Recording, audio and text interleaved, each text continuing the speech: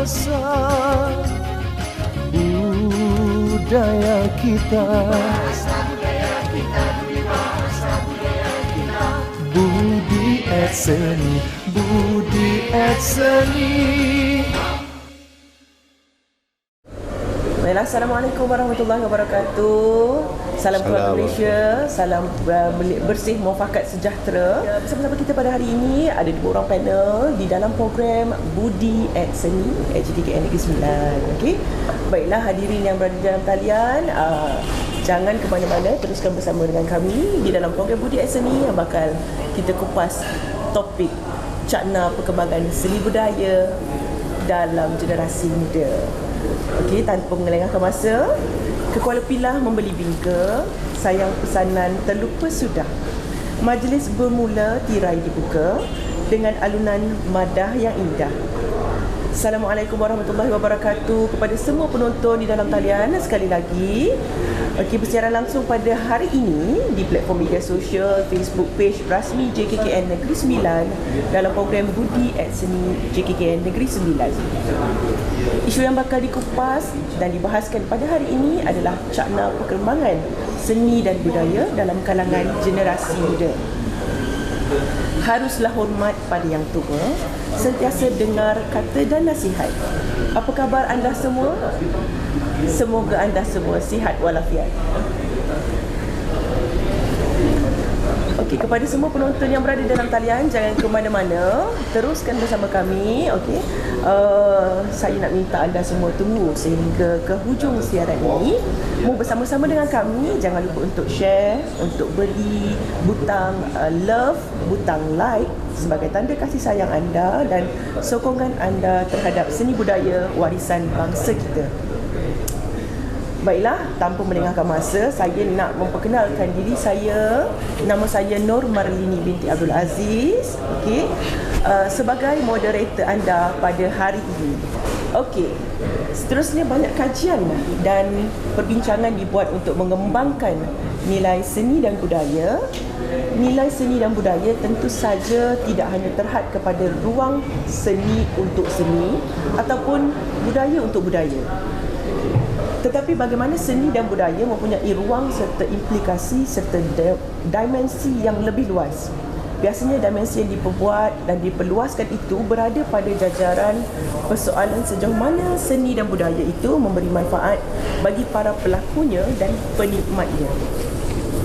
Lantaran kata seni dan budaya memang tidak dapat dipisahkan satu sama lain, kerana pada setiap karya seni terdapat definisi kebudayaan yang khas dan pada setiap kebudayaan pula terkandung erti nilai seni yang indah. Seterusnya, ayo naklah menerangkan sedikit perkenalan tentang program Budi at Seni JKKN Negeri Sembilan ini, atau lebih fokus kepada program nilai-nilai murni. Program ini dianjurkan oleh Jabatan Kebudayaan dan Kesenian Negara dan diadakan bertujuan untuk memberi penerangan, penerapan, pendedahan kepada nilai-nilai murni budi bahasa dalam kehidupan harian dan penghasilan karya seni.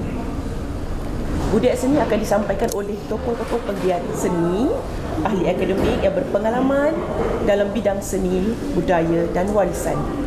Ruangan ini adalah sesi khusus bagi panel jemputan untuk memberikan perkongsian berkaitan nilai budaya dalam penghasilan karya seni serta perkongsian ilmu dan pemahaman mengenai nilai-nilai murni, budi bahasa, budaya tinggi, juga pembentukan jati diri dan semangat patriotisme.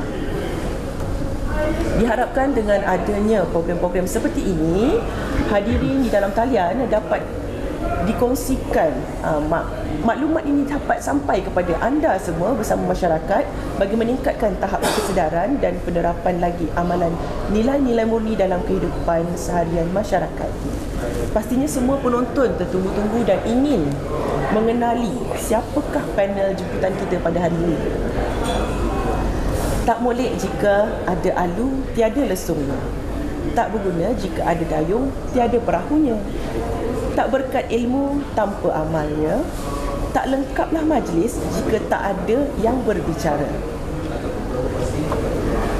Baiklah hadirin, Panel yang ingin saya perkenalkan pada hari ini ialah salah seorangnya gerangan diberi nama Dr. Ahmad Rashidi bin Hassan dan Encik Ismail bin Ahmad. Baiklah, sedikit penerangan bagi Dr. Ahmad Rashidi. Dr. Ahmad Rashidi merupakan pesara Prof Madya, pensyarah UiTM, ahli akademik, pendidik, aktivis teater, penulis, pelukis dan kini beliau sedang giat membuat persiapan bagi mementaskan naskah teater sendiri yang bertajuk Tanjung di Istana Budaya pada bulan September ini. Dan seterusnya, Encik Ismail bin Ahmad atau nama penanya Adiwangsa Sukma. Sedap kan kalau kita dengar macam tu.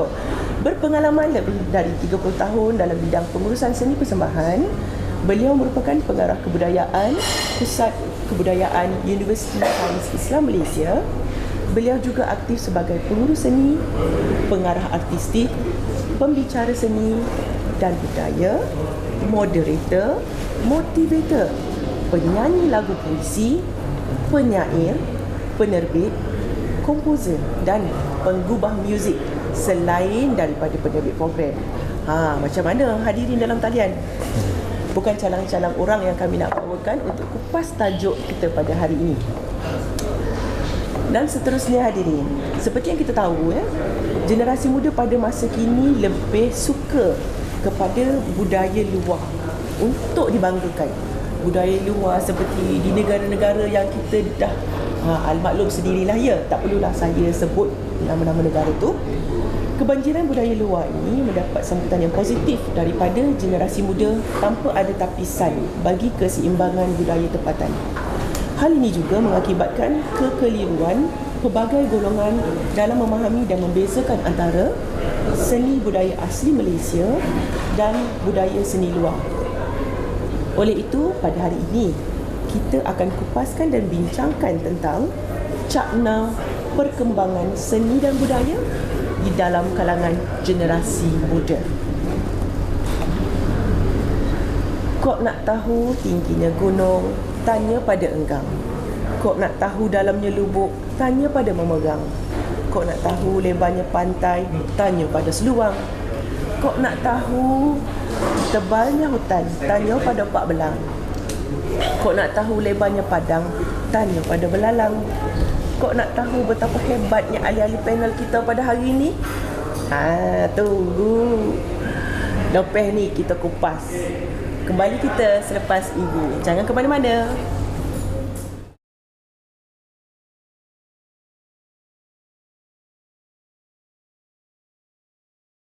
Baiklah, hadirin yang berada di dalam talian, mungkin anda baru saja menyaksikan program ini bersama-sama dengan kami pada hari ini di dalam program Budi Seni yang bakal mengupas tajuk cakna perkembangan seni dan budaya dalam kalangan generasi muda.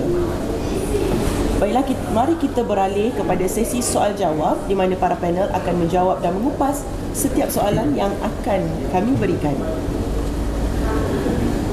Baiklah doktor, bolehkah saya teruskan bertanya soalan kepada doktor? Boleh. Apa khabar doktor hari ini? Baik, sihat, alhamdulillah. Alhamdulillah. Baiklah doktor, apa pendapat doktor sebagai pemain seni yang sudah lama berkecimpung di dalam bidang seni budaya dan mempunyai anak ataupun anak didik yang lahir pada generasi sekarang. Bagaimana pandangan doktor? Adakah mempunyai persamaan atau perbezaan di antara cara penerimaan tentang seni budaya pada zaman dahulu dan zaman sekarang? Assalamualaikum warahmatullahi wabarakatuh. Assalamualaikum. Saya rasa itu satu persoalan yang susah juga nak jawab tu kan. Okay, saya dah berkecimpung dalam bidang seni budaya ni daripada umur 23 tahun dan sekarang ni dah 65 tahun. Dan bidang saya sebenarnya ialah pendidik ya. Dan bila mendidik tu kita mendidik pelajar sekolah, mendidik masyarakat kampung dan bagaimana nak merapatkan mereka tu dengan seni budaya. Jadi di sekolah biasalah dalam kurikulum kita kan ajar budak berdrama, menyanyi dan sebagainya. Dan di kampung pula kita menumbuhkan klub. Masa tu ada klub teater remaja Tanjung Ipoh masa tu. dan beberapa teater kami pentaskan. Kami mula mementaskan teater pada tahun 82. Ya, lama dah tu ya, begitu doktor, lama. 82. Kemudian 86 lagi satu teater, tahun 90 lagi satu teater. Kami pernah mementaskan Si Bogok Tanjung Puteri, Kerusi, Uda dan Dara.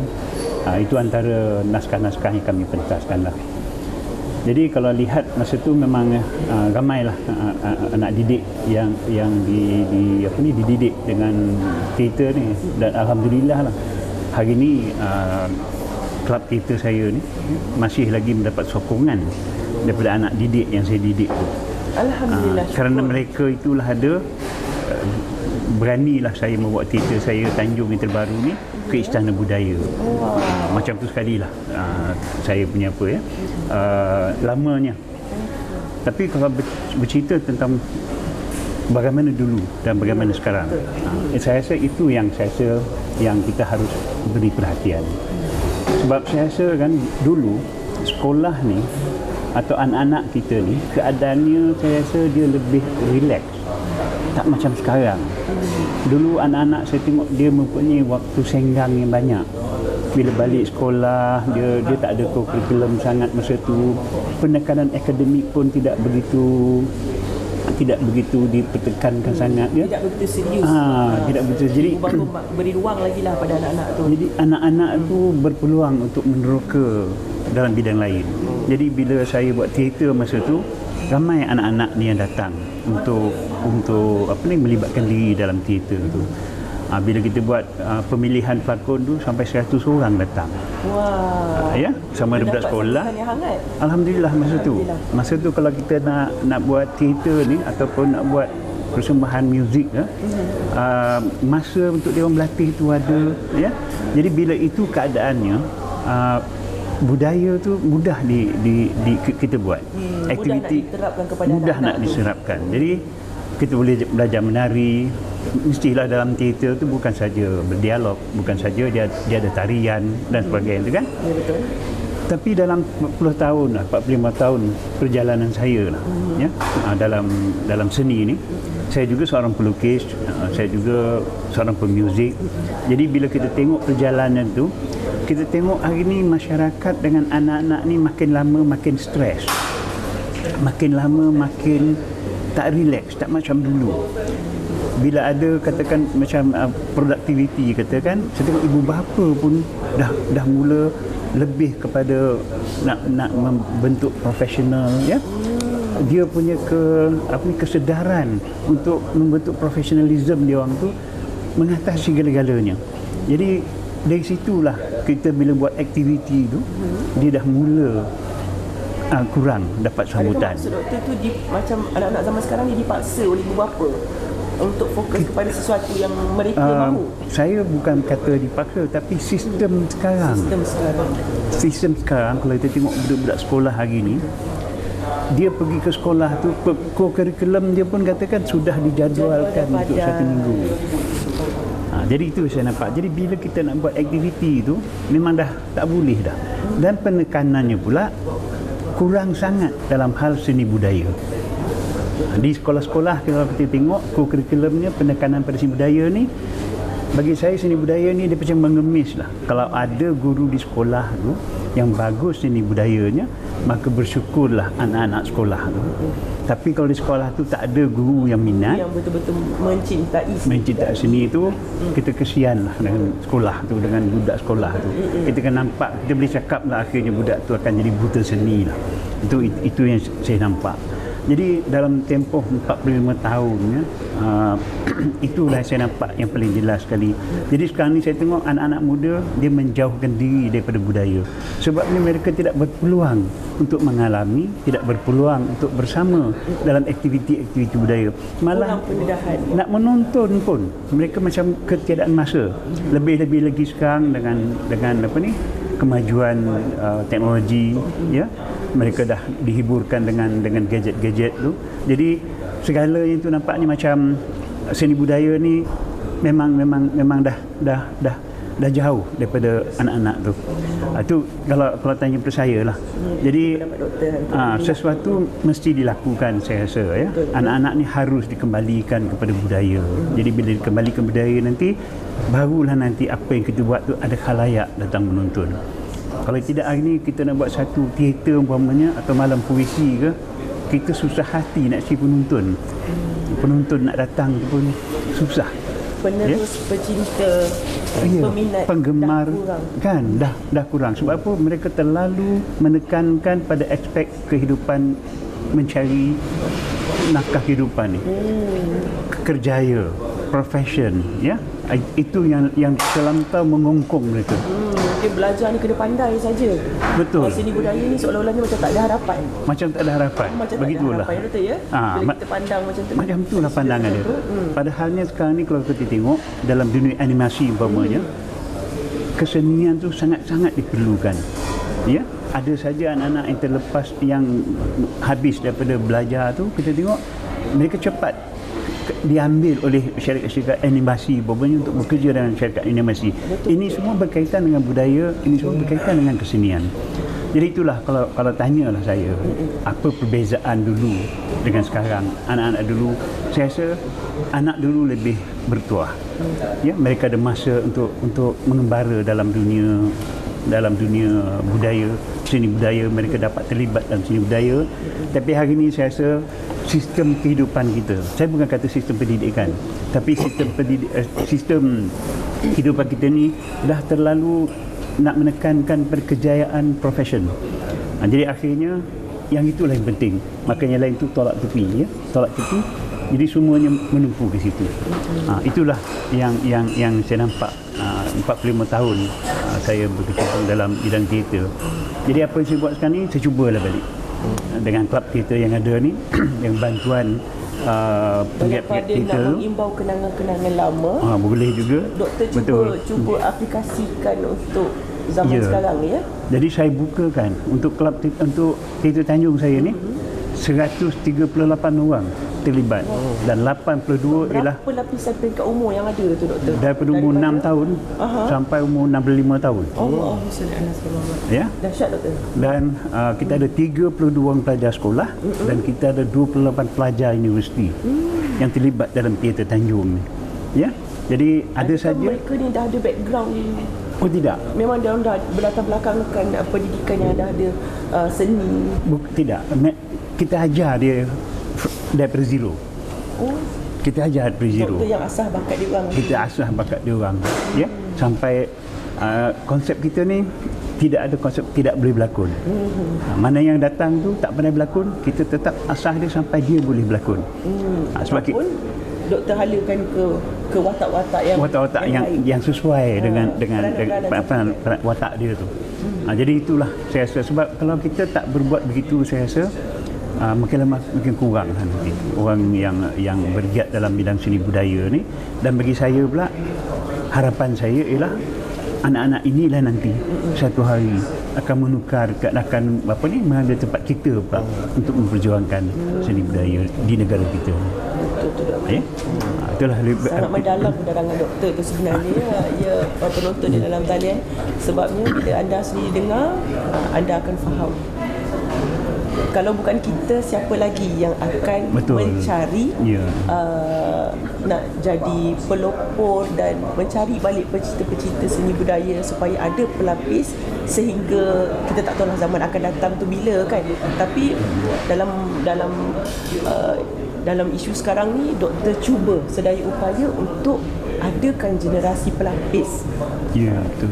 Sekurang-kurangnya 10 tahun akan datang, supaya anak-anak ni tak hilang minat kepada seni dan budaya. Sebab apa saya tengok, anak-anak yang saya didik pada tahun 82 yang lalu, mereka inilah sekarang yang betul-betul bergiat dalam teater di Negeri Sembilan, yang terlibat dengan. Ada di antaranya dah bekerja.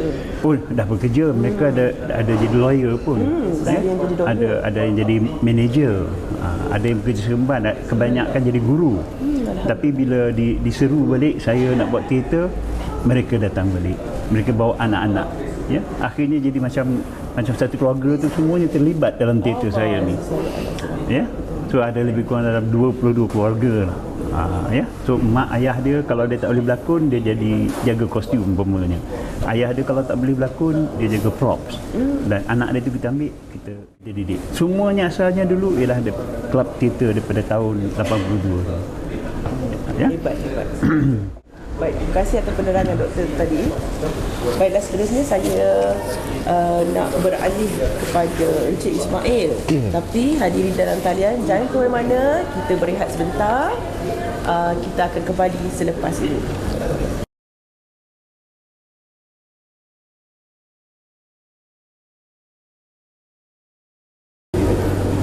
Baiklah hadirin, kembali kita sekali lagi di dalam program Budi at Seni, cakna perkembangan seni dan budaya dalam kalangan generasi muda.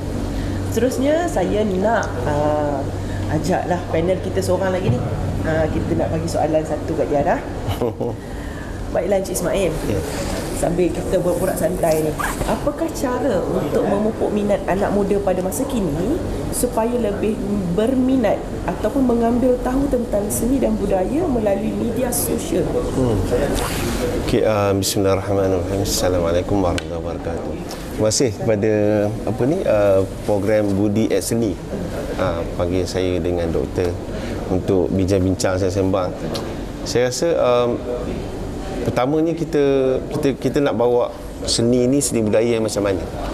Adakah seni yang bercorak kontemporari, moden ataupun tradisi? Sebab kalau kontemporari ataupun moden, dia memang dah ada dalam jiwa anak muda.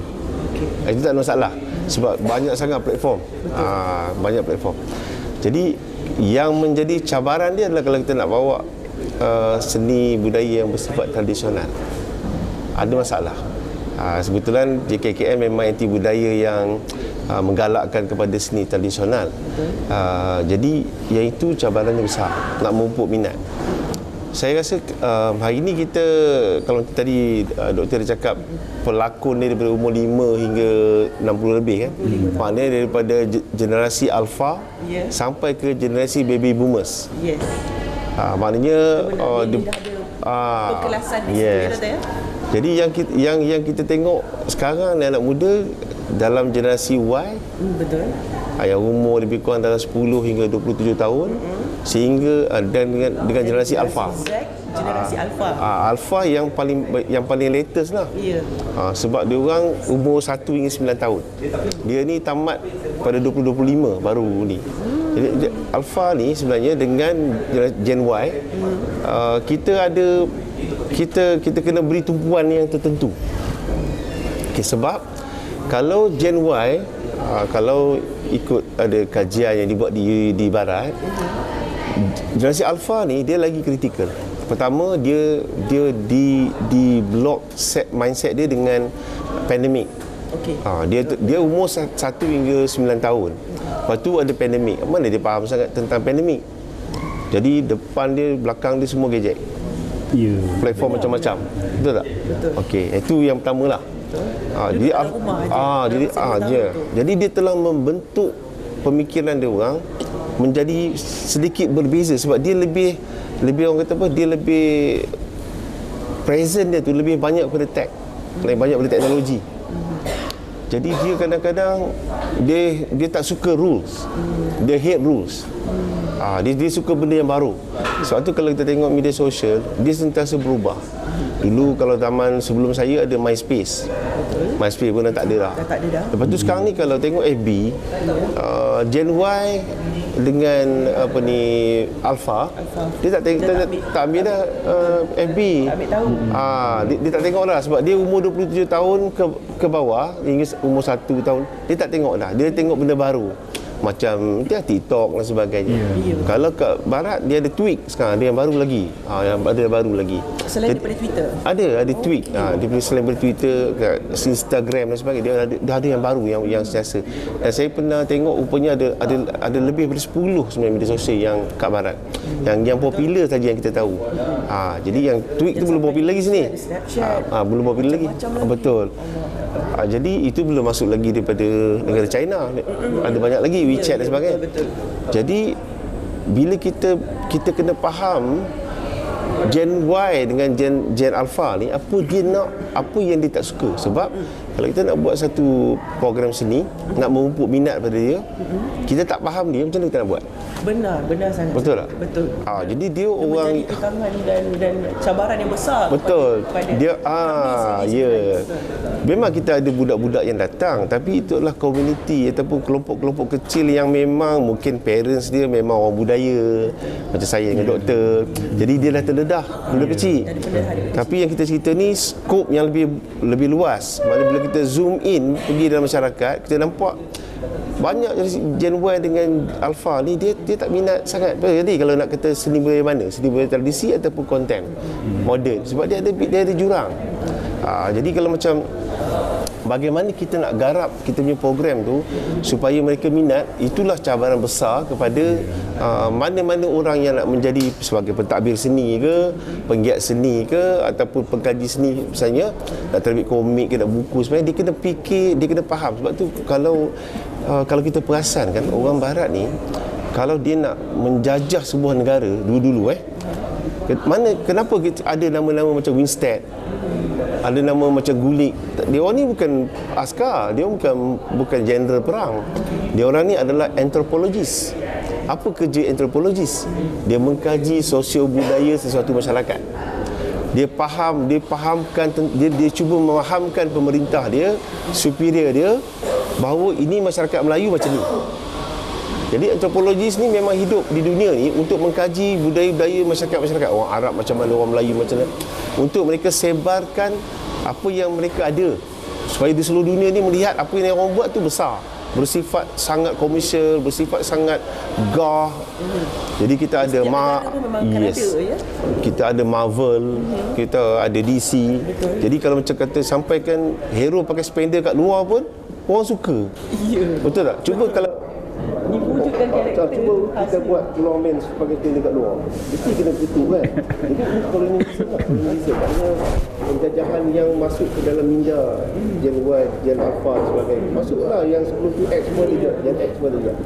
Jadi kalau kita boleh memahami cabaran ni, baru kita boleh buat program untuk menjadikan orang generasi tadi minat program kita. Betul. Cari tu contoh yang ketara, yang sekarang ni menjadi fenomena. Menjadi fenomena maksudnya Mat Kilau. Kami Mat Kilau Okey. Yang paling latest lah. Paling latest. Kita ada sebelum kita ada cerita-cerita yang biopik ni. Cerita sejarah ni kita ada sebelum ni. Tapi tak popular. Ya. Dan pendapat sambutan dia tak sehangat inilah. Ini jadi fenomena ni sekarang. Dalam masa 11 hari 47 juta. Hari ni betul. dah mencecah 50 juta. Betul. Hari ni melebihi dah. 5 Julai kan? Ya. Tetapi yang saya nak menarik perhatian adalah bagaimana produksi di luar sana. Contoh, kalau kita ambil contoh produksi luar lah. Bila kita cerita Mat Kilau tadi, dia dah jadi fenomena sekarang ni. Ya, betul. Fenomena. Sebab apa saya kata fenomena? Pengalaman saya, masa 3 hari ataupun 2 hari tayangan dia, dah kecoh kan. Jadi saya ajak anak saya ni geng-geng Marvel, DC semualah. Jadi saya kata, abang nak pergi tengok cerita Mat Kilau? Saya nak tengok respon. Semua angkat tangan. Jom kita pergi tengok. Yang kecil, yang boleh dekat UiT, semua nak tengok. Jom kita tengok. Jadi nampak macam dia orang macam nak tengok walaupun cerita biopik. Walaupun cerita macam sejarah. Sejarah Mat Kilau tu yang dia orang belajar di sekolah dulu. Betul. Ada yang tak kenal pun. Ada yang tak kenal pun, betul. Jadi dia putih tiba-tiba minat pula. Okey. Jadi saya teringat cerita Hikman ataupun cerita IP Man lah. Dia orang panggil IP Man. IP Man. Yes. Mana ada dalam sejarah cerita Hikman ni yang katakan merupakan maha guru kepada Bruce Lee ni. Ada Mike Tyson. Betul. Tapi dalam Hikman 3 tak salah wujud Mike Tyson. Dia wujudkan karakter. Ada watak Mike Tyson dalam tu. Jadi bagaimana pengarah tu menggarapkan unsur kreativiti dengan sejarah supaya generasi muda minat. Betul. Sama juga dengan cerita Mat Kilau. Watak Beto tu tak ada sebenarnya. Watak tu sebenarnya tidak ada. Watak tu fiction. Tapi bagaimana dia garap supaya orang muda, Gen Alpha, Gen Y, Gen Z nak pergi tengok. Itu yang penting. Betul. Jadi kita sebagai pentadbir budaya, sebagai pengkaji seni, kita kena belajar melihat bagaimana respon generasi muda ni. Dia minat nak tengok. Bagaimana Samsul Yusof telah berjaya menarik minat generasi muda datang tengok. Bukan itu saja yang saya kata fenomena, sampai nak bertanjak bagai nak bersamping bagai. Ini dia tanda pada fenomena sebelum-sebelum ni. Orang jual tanjak memang laku, memang laku sangat. Betul, sampai pembuat-pembuat ni, penghasil ni kan. Betul, sampai orang semua nak pakai macam orang muda-muda nak pakai. Lepas tu TikTok pula asyik tunjuk je banyak-banyak petikan video-video yang budak-budak lain buat. Banyak FYP naik macam, lah tu. Yes, FYP banyak sangat. Jadi sampai macam itu, maknanya kalau kita nak katakan nak guna seni budaya untuk memupuk minat, sebenarnya boleh. Cuma strategi pendekatan mesti selari dengan apa yang mereka fikir. Sebab they hate rules. Dia tak suka rules. Jadi kalau kita kata filem Mak Kilau ni tak betul, ni sejarah dia tak betul, dia tak minat macam tu. Betul. Dia nak tengok unsur kreativiti tu. Jadi kita jangan, biarpun ada fiksyen dan cerita dia telah diubah, jangan terlampau serius. Jangan serius sangat. Jadi biasalah kritikan ni saya faham memang ada, tapi betul. Jadi kalau kata nak memupuk minat, kalau kata media sosial, saya ingat saya tak cakap pun ramai orang tahu. Instagram macam-macam lagi, TikTok sebagainya. Jadi bukan generasi muda kena belajar buat. Maksudnya generasi macam kita ni yang kena buat. Kita pentadbir, kita kena belajar buat supaya konten-konten kita dia orang suka tengok. Jadi macam nak kata Samsul Yusof ni muda, dia tak muda sangat kan. Dia lah lewat 30-an. Jadi kenapa dia boleh buat macam tu sampai jadi satu fenomena? Kita kena belajar bagaimana mold yang dia buat. Sebab dia kata dia mengkaji pasaran. Dia mengkaji dulu apa penonton nak. Sebab saya dipahamkan skrip cerita Mak Kilau telah diolah semula oleh dia dengan kawan dia. Dia bila skrip asal diolah. Jadi maknanya dia cuba fahamkan macam mana bahasa-bahasa kreatif ni supaya dia marketable. Kalau skrip asal mungkin tak marketable, tak ada pasaran, tapi dia cuba memasarkan filem dia melalui skrip-skrip yang mudah faham. Kalau tengok Mak Kilau kan skrip dia tajam, tapi senang faham. Dah tengok belum? Tak ada, saya tak tengok. Dia tajam, tapi senang faham. Saya kagum juga dengan cerita ni sebenarnya. Kalau dia kata Melayu malas, dia tu cakap je Melayu malas. Dia tak ada berlapik-lapik. Tak ada macam kata beating around the bush yang Dr. Asman cakap. Tak ada, semua tak ada. Tak perlu ayat berlapik dah. Betul. Straightforward. Jadi itu yang buatkan saya rasa kita ada jalan, ada cara, ada kaedah, kena ada strategi. Kalau saya ambil contoh dekat USIM lah. Kalau kat USIM ni saya ingat masa dulu saya datang adalah 10 orang je kot budak-budak yang minat. Sebab kita Islamic University. Jadi dia orang tak pernah terdedah kepada muzik moden, band. Tak ada. Dia orang nasyid, qasidah, patah balik macam tu. Tapi bila saya datang pada tahun 2005, kita cuba explore. Banyak rintangan, banyak obstacle. Tapi kita cuba fahamkan pelajar ni supaya dia faham. Hari ni kita ada lebih kurang dalam 400 ahli, ada 17 kelab. Daripada tak ada kelab, ada 17 kelab, ada 400 ahli. Jadi bila kita nak buat program senang. Tapi budak-budak ni yang tak pernah terdedah, dia yang kat USIM ni kebanyakannya adalah Gen Y lah. Maknanya umur tak lebih daripada 27 tahun. Jadi kita 20 hingga 27 tahun. Jadi kita cuba bagi tahu dia seni budaya ni macam ni. Tengok yang baik. Macam ni yang baiknya. Sebab kalau kita kata bila macam Islamic University dia lain, dia nampak ada lagi cabaran. Dia tengok seni tu benda yang lara, benda yang haram dan sebagainya. Lagi besarlah dia punya masalah dia.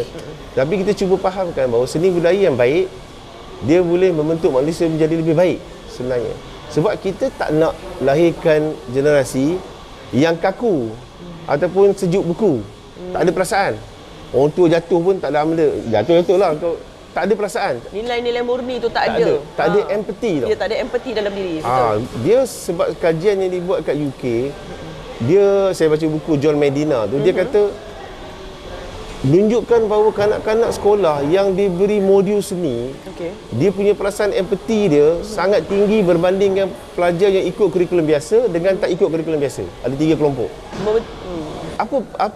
Apa perasaan yang tingkat perasaan yang paling tinggi adalah empathy lah. Simpati bawah lagi. Adab tu ya. Dia boleh menghayati. Contoh kalau tengok orang susah, dia boleh menghayati kesusahan orang tu. Apa lagi yang kita nak? Maksudnya kalau kita ada banyak orang macam Abid Liu, Baguslah sebab anak muda Sebenarnya bagus. anak muda sekarang Kita dah pandang dari sudut yang positif. Yes. Jangan fikirkan sudut yang negatif tu betul. sebenarnya. Jadi kalau kata nak mupuk seni, dia cakap tadi macam tu. Maksudnya kita kena faham apa yang dia nak, kita kena ada strategi yang betul, kita kena lihat kelompok yang betul, dan bila kita dah bergaul dengan dia orang, kita sebagai pentadbir ataupun pegiat seni, kita tak boleh macam doktor buat teater tu, betul lah, sebab dia punya range umur 5 hingga 60 lebih dah is very good. Maksudnya kalau macam kita pentadbir di entiti budaya, kita kena faham bahawa bila kita nak buat program dengan orang-orang muda-muda ni, kita kena down to earth lah. Maknanya kita kena pergi jadi kawan dia. Kita kena ajak dia jadi kawan dia. Betul. Contoh kalau dia minat kita basking, yang kena mendekati mereka. dia minat basking, Betul. belajar main gitar Ya. ataupun menyanyi. Betul, menyanyi kan? Boleh menyanyi dah. Jadi kita kena join dia. Betul. Kita yang kena. Separuh lagu dia, separuh lagu kita. Ya, betul. Jadi Daripada situ baru memupuk minat dia nak masuk ke betul. dunia kita dululah kan. Yes, itu barulah betul. sampai objektif kita. Macam itulah. Kita ingat kena ada Even pendekatan daripada baru. fenomena cerita macam Cik Ismail kupas tadi tu kan, anak-anak muda ni mencari kostum-kostum lama. Betul? Ada yang pergi tengok wayang berbusana tradisional. Itu yang saya kagum kat situ. Saya cakap, wah, Tempah ada, beli ada. betul. Siap tiba-tiba tak pernah ada tempah tegolok, tempah desta. Wah, itu memang sangat dahsyat. Itulah. Itu saya bukan tak boleh, tapi kena ada tadi pendekatan pandai baru, kena understand Gen Y, Gen Z, Gen Alpha, kita kena understand dia.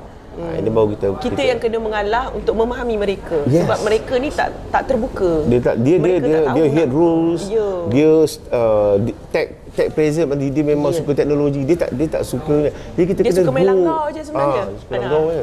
Mereka ni Kita yang kena saya pergi tengok ke dunia sendiri dia. pun, betul, dia orang langgar je. Dia orang jenis yang cuba je. Jadi tak jadi sudah, tak apa. Dia orang tak ada feel guilty ke apa, ke Betul. perasaan dia orang tak ada.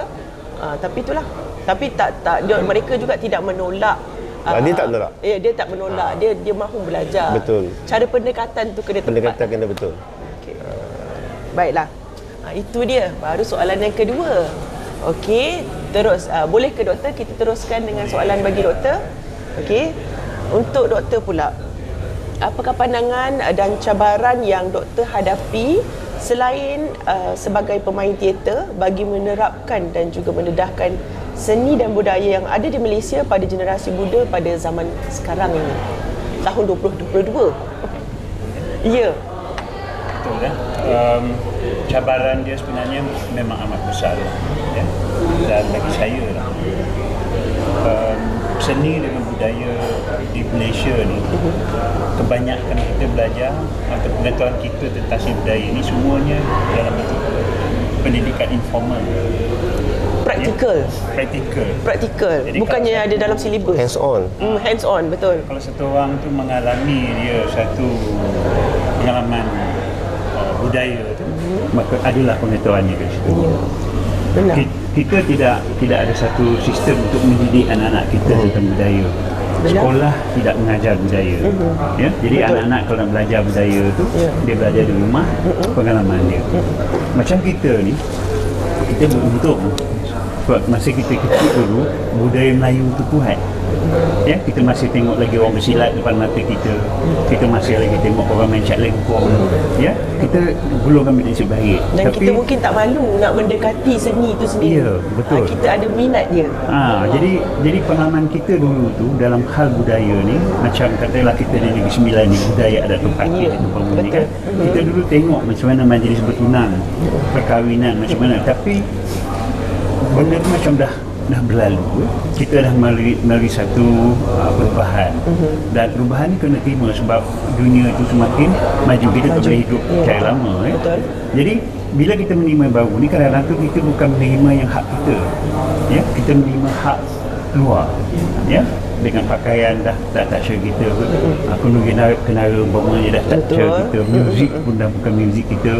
Ya. Jadi hari ini kalau kita nak bercerita pasal seni budaya dalam konteks seni budaya Melayu tu, kita menghadapi sebenarnya satu cabaran yang amat besar, sangat besar. Dan jadi, ini yang perlu diberi perhatian sebenarnya kan? yang sebenarnya perlu diberi perhatian. Ya? Dan saya rasa sampai masanya budaya ni sebenarnya harus bermula di peringkat sekolah. Dia bukan tak boleh lagi nak jadikan sebagai co-curriculum dia. Ya. Dia Sebab kurikulum tu terhad kepada betul. durasi masa. Mungkin dalam 2 ke 3 jam saja anak-anak tu dapat meluangkan masa. Lepas tu kan balik dah buat benda lain dah. Jadi Dah tak ingat? yang itulah ya. Kalau tidak hari ini saya tengok cabaran saya bila nak buat teater ni ataupun saya nak buat persembahan muzik, cabaran yang utama sekali kita panggil saja anak dia main tu, yang utama sekali dia akan tanya apa ibu hak dia lakukan. Itu cabaran yang paling utama sekali. Pada zaman dulu kita tak macam tu, doktor. Kita tak macam tu. Kita tak ada fikir pun ada dapat benefit ke apa kan. Tu saya ceritakan tadi. Ya, hari ni bila tengok je, okey. Bila kita bawa kata anak dia tu main, berapa untuk anak aku contohnya. Allah.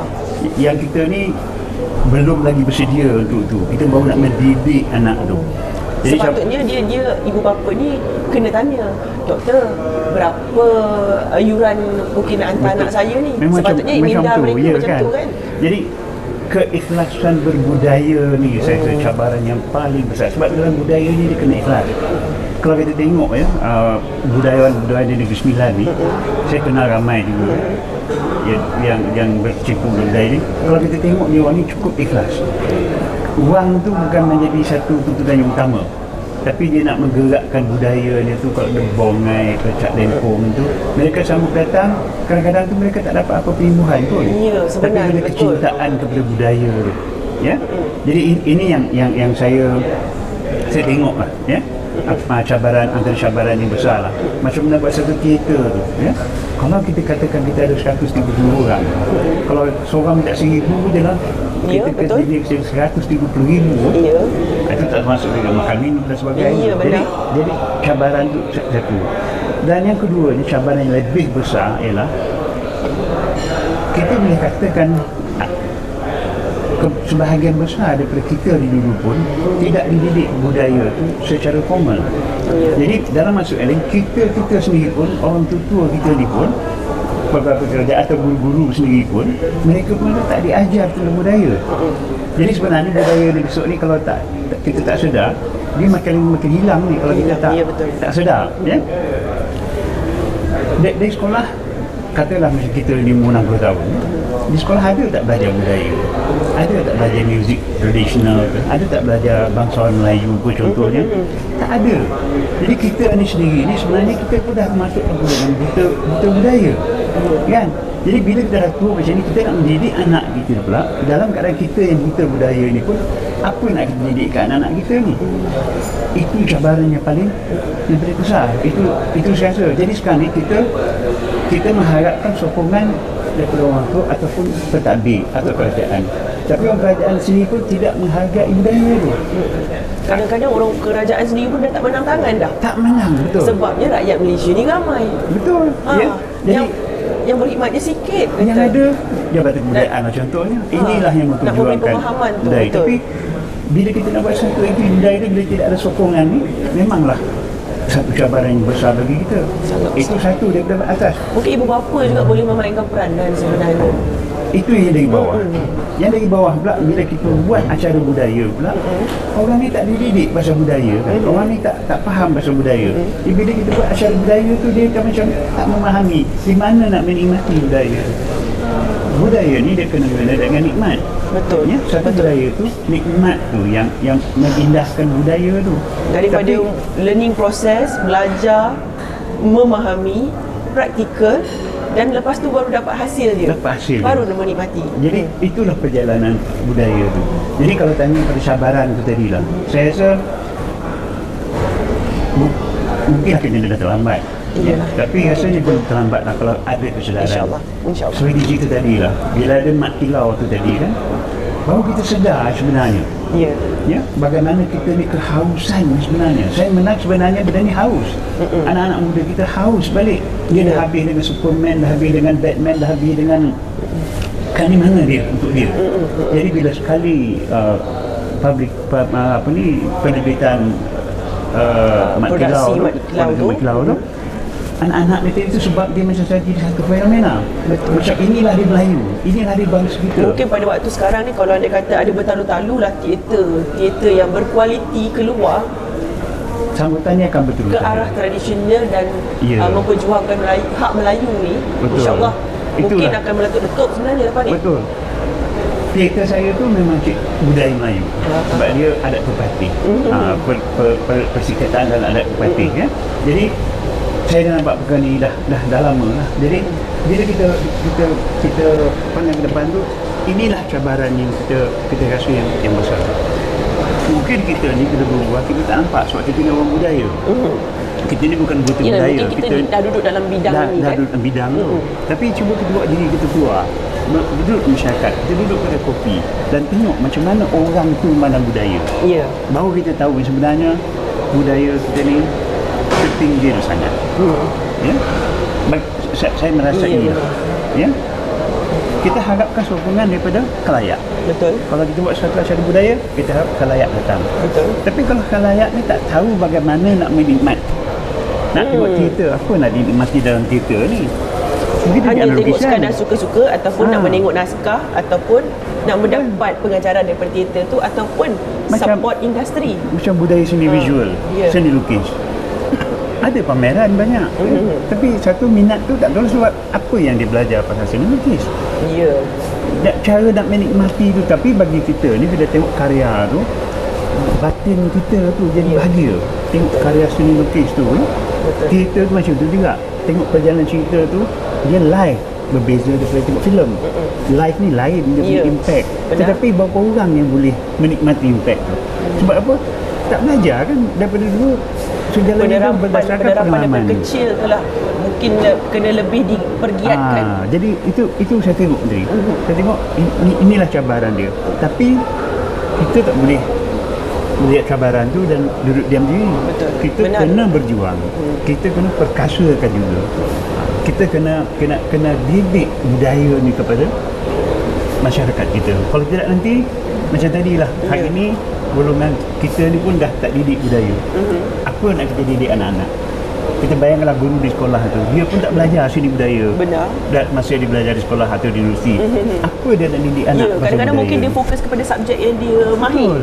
Ya. Dia tak ada elemen kesopanan, kesusilaannya, tak ada adab, tak ada pendekatan terhadap perikemanusiaan, empati, simpati. Jadi Ya. jadi kita kena perkasakan. Satu saya tengok ialah dia budaya ni tak boleh jadikan hobi sangat lagi. Dia Benar juga. harus dijadikan kerjaya. Ya, jadi macam beberapa universiti sekarang sudah ada kursus-kursus teater, akswara dah ada kan. Ya, benar. Jadi bila orang ni keluar nanti dia akan jadi pemain budaya, dia jadi penggiat dan mereka pula akan dibayar. Ya. Betul. Tapi macam kita ni baru nak mula lah kat situ. Sebab ada juga yang keluar tu tapi kecundang. Ya. Ya, tak dapat nak berjuang. Dia belajar seni lukis, fine art semua bagus, tapi bila keluar dalam pasaran kecundang. Karya tu tak terima. Tapi ada yang berjaya. Ada yang berjaya, Yang betul. berjaya tu memerlukan kekentalan semangat, ya, kejituan jiwa.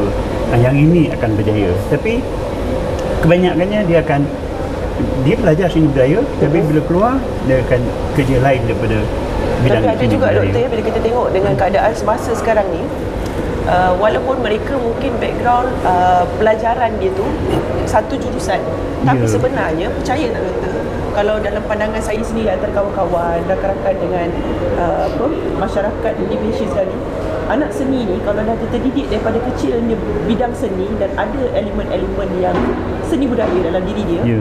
dia campak ke mana pun dia boleh hidup. Dia boleh hidup. Itu saya Dia boleh rasa senang faham. itu dalam pembicaraan saya Belajar akhir, soalan akhir nanti sebenarnya saya akan betul. kupas itu. Okey. Tapi anak seni ni memang Ya. you campak ke mana pun dia boleh hidup. Okey, memang kita itulah simpan dulu yang kelebihan. Kalau saya boleh tambah kan, Ya, silakan. kenapa kita perlukan seni dalam kehidupan seorang lawyer, seorang doktor, seorang saintis Ya. Kalau kita tengok TikTok kan, kita tengok hari ni TikTok, doktor dia nak jual produk dia, Ya. Ya, dia benar. perlukan seni. Betul. Cara penyampaian. Doktor Cina tu ke? Doktor gigi tu. Doktor Nordin, banyak lagi lah. Ya, ya, ya, Dr. Nordin. Dia nak menyampaikan, dia perlukan seni penyampaian. Betul. Dia perlukan arts. Tanpa arts dia tak boleh attract orang beli. Jadi nak Benar. Dia Dia Cik guna Ismail kan? kereta lah kan. Cik Ismail kan dia macam kita ngajar budak pendidikan jasmani lah. Kita bukan nak jadikan dia pemain bola profesional. Kita bukan nak jadikan dia pemain profesional, tapi sekurang-kurangnya dia tahu menjaga kesihatan diri dia melalui pendidikan seni, tahu bagaimana nak jogging. Kalau tidak nanti kita tengok sekarang ni umur 40 dah ramai kena lemah jatuh. Iya, dah banyak dah penyakit pula kan. Jadi bagi saya pasal tu pendidikan seni tu dulu, pendidikan jasmani dia belajar dulu, impact dia tu tak kuat, dia tak beramal. Begitu juga dengan seni, pendidikan seni. Pendidikan seni bukan nak jadikan dia artis, bukan nak jadikan dia budayawan, tapi kehidupan seharian dia tu dia memerlukan. Nak potong bawang, nak masak kat dapur pun ada seni. Betul. Sebab kalau kita tengok Presiden Amerika kan, kebanyakan Presiden Amerika, ya contoh saya ambil Barack Obama lah. Kalau tengok Barack Obama dengan Presiden, dengan Perdana Menteri Singapura, Lee Hsien, apa nama dia, kalau tengok cara dia cakap, bahasa dia Melayu lebih ke? kurang, tak, bahasa Inggeris. Bahasa Inggeris. Dia lebih kurang sama tau. Intonation, presentation dia, dan diction dia very jelas, very clear tau. Sebab dia orang memang ambil khusus vokal, bukan untuk jadi penyanyi. Betul. Untuk presentation dia, bila dia cakap tu suara dia dengar clear, jelas, projection dia bagus, tak ada tenggelam. Jadi dia semua belajar tu sebagai untuk dia present diri dia. Dia belajar teater untuk bawa diri secara baik, bagaimana cara jaga posture. Itu sebab dia belajar ballet, dia belajar muzik. Sebab dia komponen-komponen ni sebenarnya dia membantu mereka menjadi experience yang lebih baik. Experience yang lebih baik. Bukan nak jadikan dia penggiat teater, bukan nak jadikan dia pelakon. Cuma yang special saja, yang ada talent yang special saja akan bekerja dalam bidang seni. Benar. Itu yang kita nak kena faham, sebab dia ada dua kelompok. Saya masyarakat tak faham. Dan yang faham kita komuniti budaya, dan di luar sana pula dia tak faham kita. Komuniti yang bukan orang budaya, dia tak faham kita.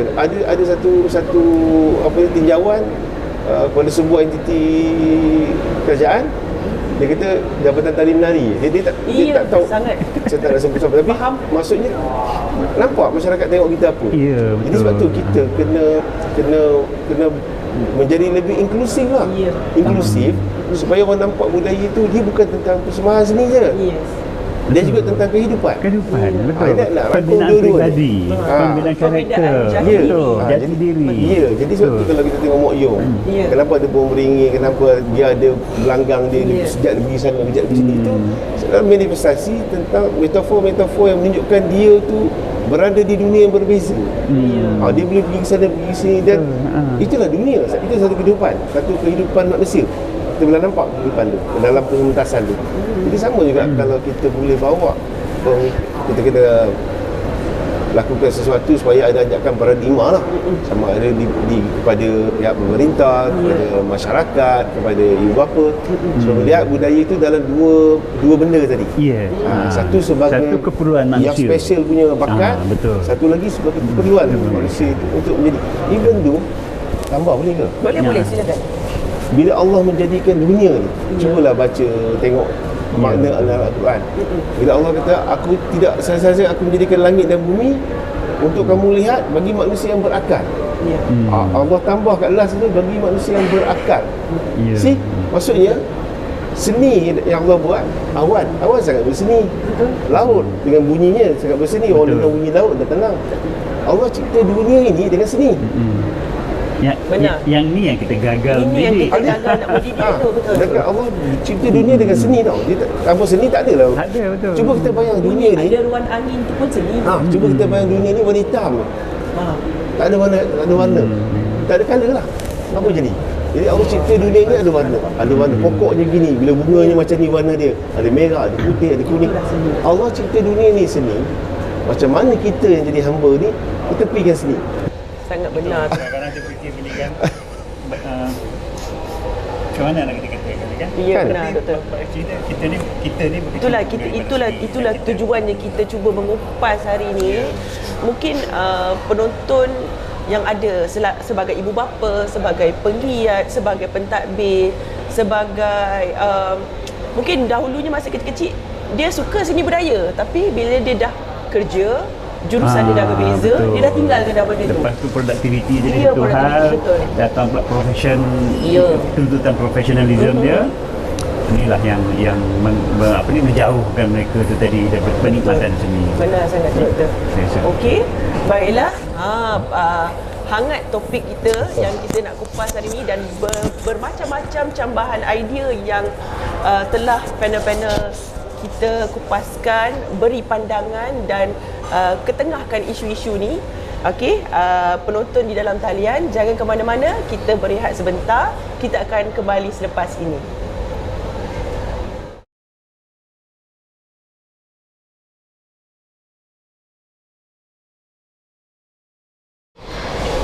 Baiklah, kembali kita sekali lagi di dalam program Budi Seni, cakna perkembangan seni budaya dalam kalangan generasi muda. Mungkin ada di antara anda di kalangan generasi muda, generasi Z, generasi Y, generasi X, generasi Alpha. Itu saya sebut tak ikut terutan lah ya. Baby boomers. Wah. Mungkin anda yang sedang mendengar perlulah memainkan peranan yang penting ya. Sambil-sambil mendengar apa kupasan dan penerangan ataupun pendedahan yang telah dikaji oleh panel-panel kita pada hari ini, diharapkan dapat membantu anda untuk menyemarakkan semangat untuk memartabatkan seni dan budaya warisan kita ni. Okey? Baiklah, Cik Mail. Apakah kesan etika dan peradaban kepada generasi muda melalui seni budaya yang dilaksanakan? Adakah kesan itu menyeluruh kepada generasi muda ataupun hanya sekelompok sahaja pada pandangan Cik Ismail sendirilah? Jika menyeluruh, apa kayu ukurnya? Okay, kalau kita nak ukur etika dan peradaban ni secara spesifik susah sikit. Betul. Okay, dia tak ada yang tepat lah. Ya, baik. Tapi saya kena bagi tahu, kena cerita etik ni apa. So kita kena faham dulu. Betul. Sebab etik ni merupakan satu prinsip moral. Prinsip moral bagi seorang manusia. Etik. Sebab tu etika kita dengan orang Arab misalnya berbeza. Ya. Kita kalau orang Melayu lalu depan orang tua kita tunduk. Orang Arab tak tunduk. Dia etik berbeza. Prinsip moral dia berbeza. Peradaban ni apa pula? Peradaban ni merupakan satu kemajuan sosial. Kemajuan sosial bagi satu bangsa tu. Jadi bila kita sebut budaya, kita kena faham budaya ni merupakan satu sistem nilai bagi sesuatu bangsa. Satu sistem nilai. Bila nak cerita pasal peradaban tadi. Ya. Budaya merupakan satu sistem nilai bagi sesuatu bangsa, membina peradaban dia. Manakala seni pula menjadi cermin kepada sistem itu. Benar.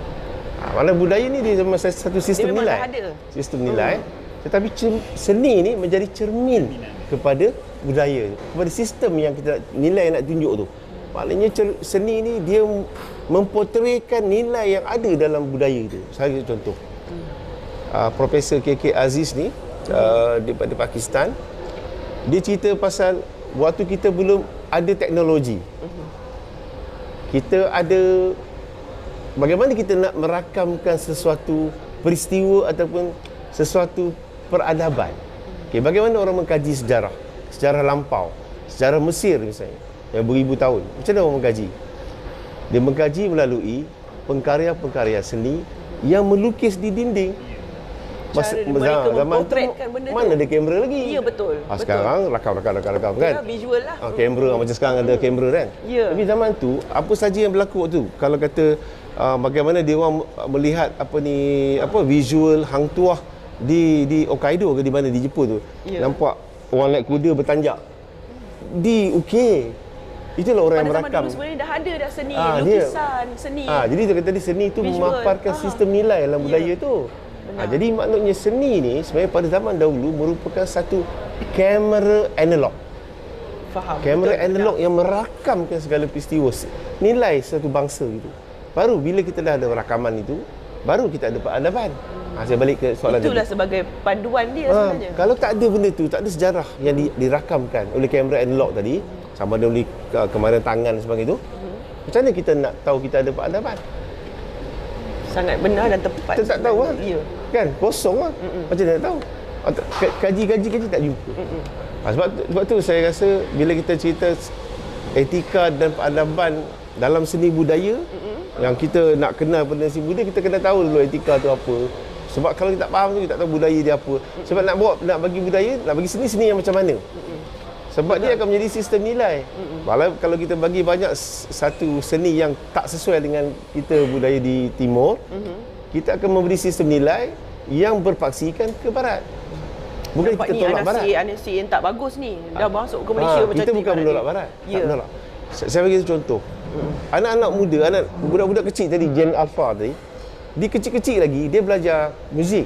Ya, Dia benar. belajar art. Kalau di US kan, dia belajar. Di UK dia ambil seni itu sebagai satu perkara yang memang kena belajar. Betul. Kita didedahkan bahawa seni ni boleh menjana kreativiti macam-macam kan. Ya. Ada left brain, right brain semua tu kan. Ya. Tetapi memang dia buang Merangsang. sana apa yang tu. Dia bagi semua memang belajar. Sebab seni ni kalau ikut kajian Profesor Mary Slivak, dia kata contoh salah satu lah, music is a cousin of mathematics. Nanti saya cerita kemudian last kali. Kenapa dia cousin? Faham. Kan? Okey. Jadi Baik. kenapa dia menjadi dia orang ajar? Sebab dia bagi kat kita seni yang buruk je. Contoh, kalau tengok muzik video negro lah. Ya. Mesti tarian-tarian dia kita tengok pun aduh pening kepala nak tengok kan. Memang lucah lah kan, nampak lucah Ya, lah kan. ya. Kalau separuh lucah lu jadilah. Ya. Tapi yang dia ajar anak-anak dia seni yang bagus. Seni yang baik.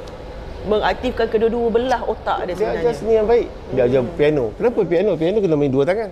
Betul. Left Nak brain kena- and right brain must come together. Ya. Kan? Main drum kena gerak empat kaki terus. Ya. Gitar, tapi yang dia ajar kat kita bukan yang itu. Aha. Yang dia bagi kat kita, yang dia tonton kat kita. Bukan Ya, yang itu. bukan Ah, itu dia bagi kita tengok hiburan.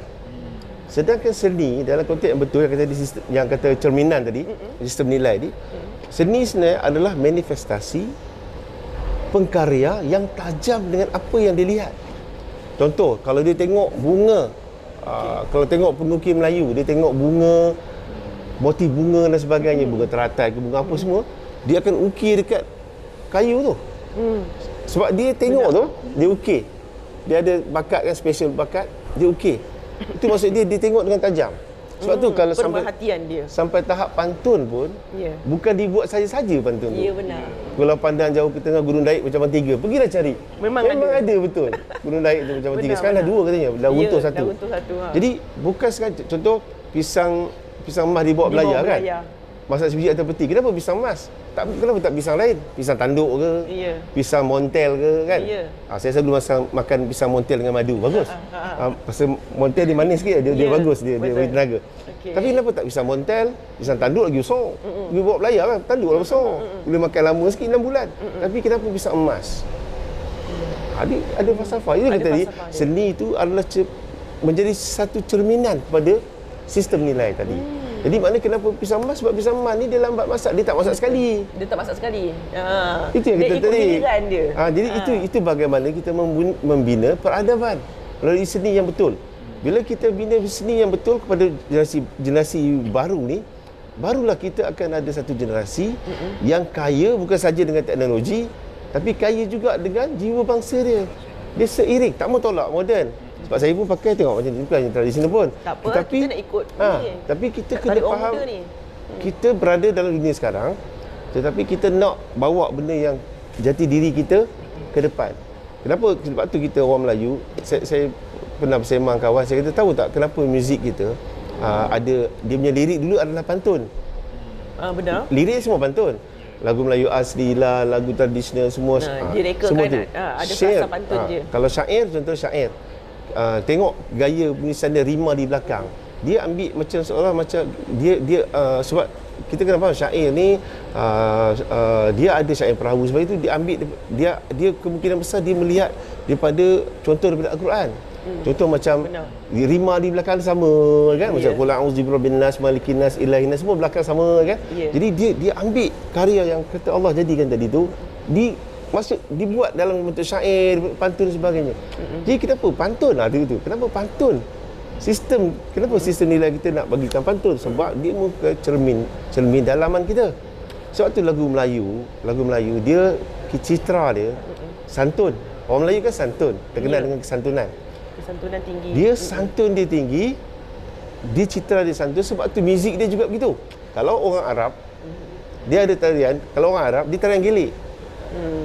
Orang Arab ni, dia penari dia daripada Parsi semua. Dia memang paling gelik. Jadi macam mana rentak dia?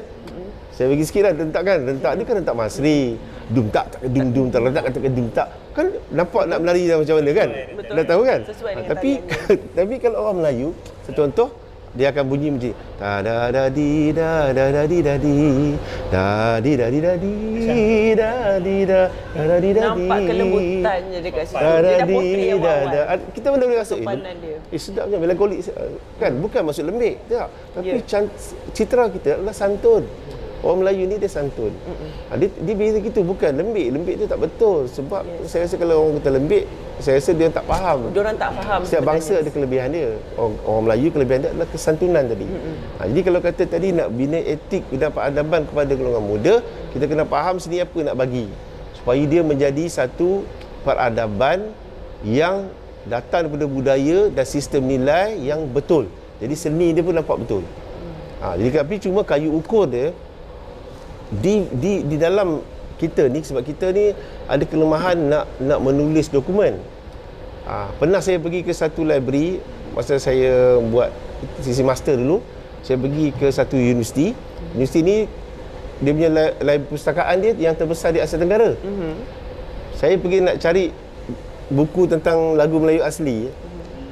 Saya ini benda benar, benda cerita bendang ni. Saya menangis kat situ sebab saya tak jumpa lagu Melayu asli. Saya jumpa buku hip hop, rap, punk, rock, semua tebal-tebal gitu. Maknanya kita tidak, itu salah bangsa kita lah. Pasal kita tidak menulis. Kita tidak biasa dengan menulis. Antropologis kita tak ramai. Jadi sebab tu kita tak dapat nak cerita bagaimana nak ukur. Tapi kalau orang barat, kalau kita baca buku-buku yang ditulis cendekiawan barat, banyak dia cerita pasal muzik, bagaimana muzik memberi kebaikan, seni memberi kebaikan.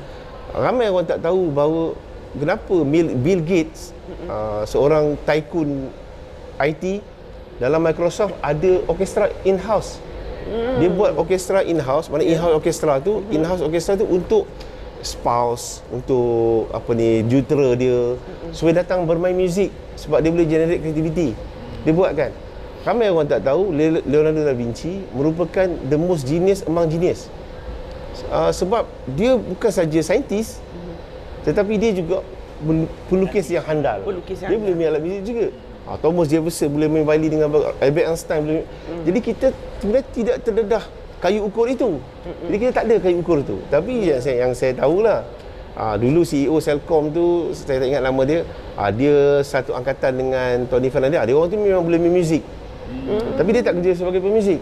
Tapi itu kayu ukur lah. Kita boleh tengok bagaimana sumbangan seni itu memaparkan cerminan pada sistem nilai itu. Tapi dia adalah kelompok yang kedua tadi. Dia bukan jadi pemuzik, tapi dia ambil seni itu sebagai satu untuk enhance dia punya intellectuality. Itu maksudnya. Kalau pandangan saya macam tu lah. Mungkin doktor nak tambah, silakan, tak ada masalah. Saya ialah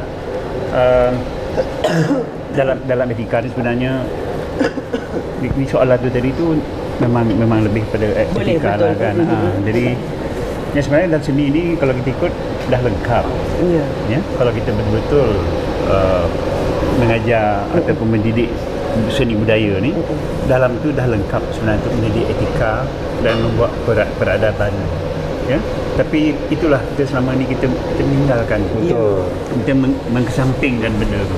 Jadi sekarang ni kita punya macam ada manfaat macam Syamarba sikit. Mungkin ada satu fahaman yang dahulunya, pada zaman dahulunya, kalau anak-anak ni fokus kepada bidang seni, tak ke mana ni. Mungkin ada persepsi ni. Kita tak tahu kan zaman dahulu persepsi memang momok-momokkan macam mana ke kan. Persepsi dia terbina macam sebenarnya itulah kalau di-developkan daripada awal dan diterapkan daripada awal, sebenarnya menjadi lebih indah. Betul. Makhluk yang inilah saya rasa perjuangan kita lah. Macam mana sebenarnya kena pandang apa peranan seni dalam kehidupan. Masyarakat kena dimaklumkan, kena beritahu.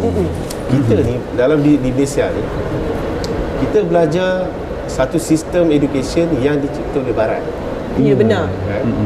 Jadi sebab kita dulu dijajah. Dia jadi kayu pengukur. Dijajah. Sepatutnya betul. Diperhalusi balik. Bila kita belajar macam tu, apa kita punya objektif belajar ni? Dia score A. Okey. 17A, Ya. 21A pun pernah kan. Betul. Jadi kalau pelajar tak skor banyak A, dia kira rendah lah. tersisih. Tersisih. Saingan minda Betul. yang kurang sihat. Jadi macam tu.